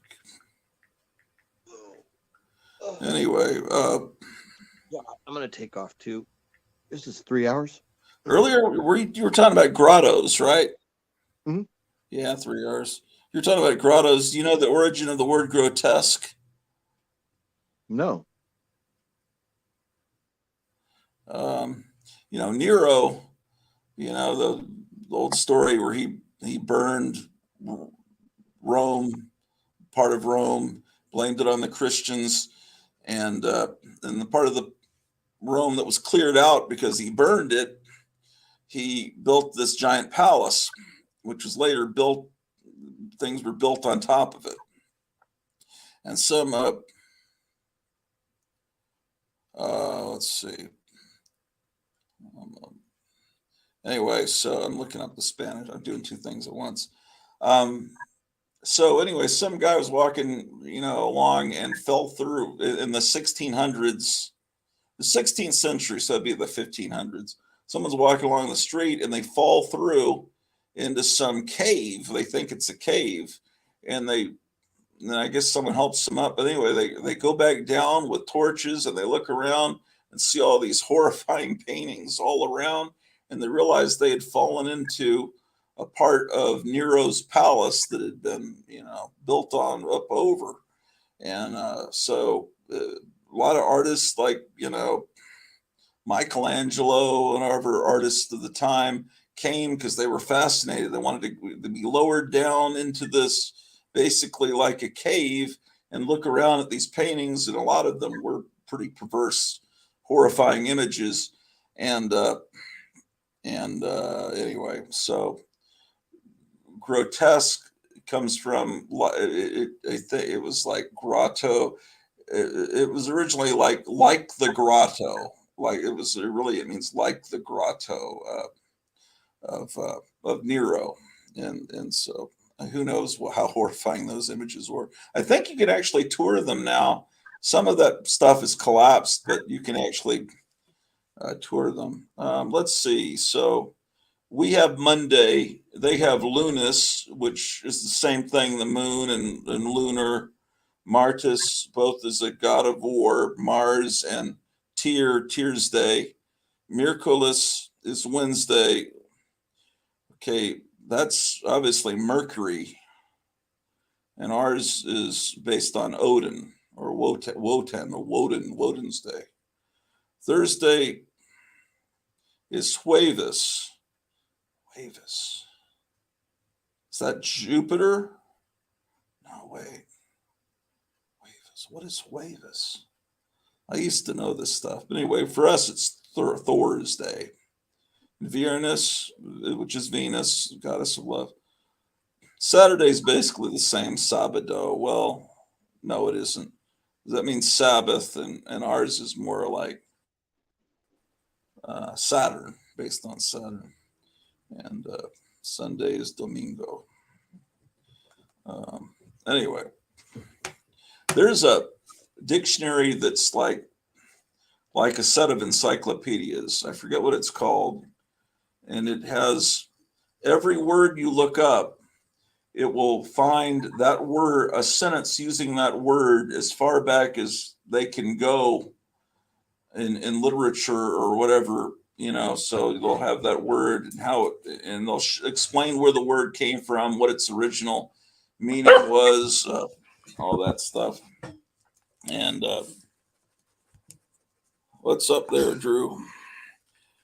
So anyway, I forget, is it Oxford or something? I don't know. It costs a lot of money to get this big dictionary, but it helps that way you can figure out what all the words mean, and it's really fascinating, and you can amaze people at parties, but you can't make really any money with it. There's some people on YouTube that talk about word meanings and what they really mean, and it's kind of interesting, because like if you think about, someone was talking about how television is really just hypnotizing us, and it was designed to do that by they talk about the Tavistock, whatever, all this, it's all a conspiracy, that's why they call them television programs, because they're programming you, and the anchor men are anchoring you to a certain, they can spin all this stuff about what these things really mean, and how these words we use them all the time. We don't really realize that they're just telling us bluntly that we're slaves, and but we don't really realize it. I don't know. The guide. Yeah, because that's all part of their satanic religion. Is you've got to tell them what you're doing to them, and then you do it to them, and if they don't realize it and don't fight back, then they deserve it. That's how they. Oh shoot! Yeah, you can have that bottle, Drew. Drew likes to decapitate the tops of bottles. Here you go, Drew. Empty bottles, hopefully. So anyway, thank you for having me.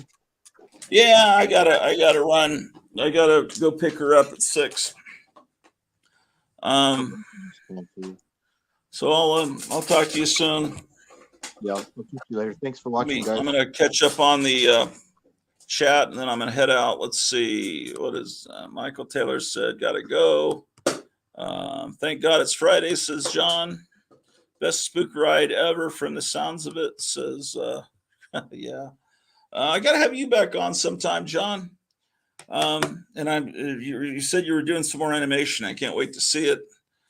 So anyway, it's been fun. This is an amazing episode. I think most people aren't able to watch on a Thursday during the workday, but hopefully when people watch this later, seeing Gary Von Davis's house, that was a revelation. Finding out he's a talented artist is another revelation. Again, seeing Meyer Greenblatt and that amazing Gotham City comics store, fantastic.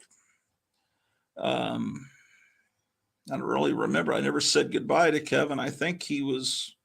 What did he say? That his phone was running out. I don't remember exactly what happened. He just disappeared for some reason. Anyway, all 5 of you, thank you for coming along for the ride, and I'll be ending the broadcast and going to get some food. So happy trails, ladies and gentlemen. Say your prayers. And buckle up. It's going to be an interesting ride this summer. I think June 21st is supposed to be some big satanic holiday. So they'll probably try to do something evil around that time. But we'll all be great because we're going to say our prayers and we're going to vote correctly. So anyway, have fun, ladies and gentlemen. Take care. Been fun, says John. In broadcast.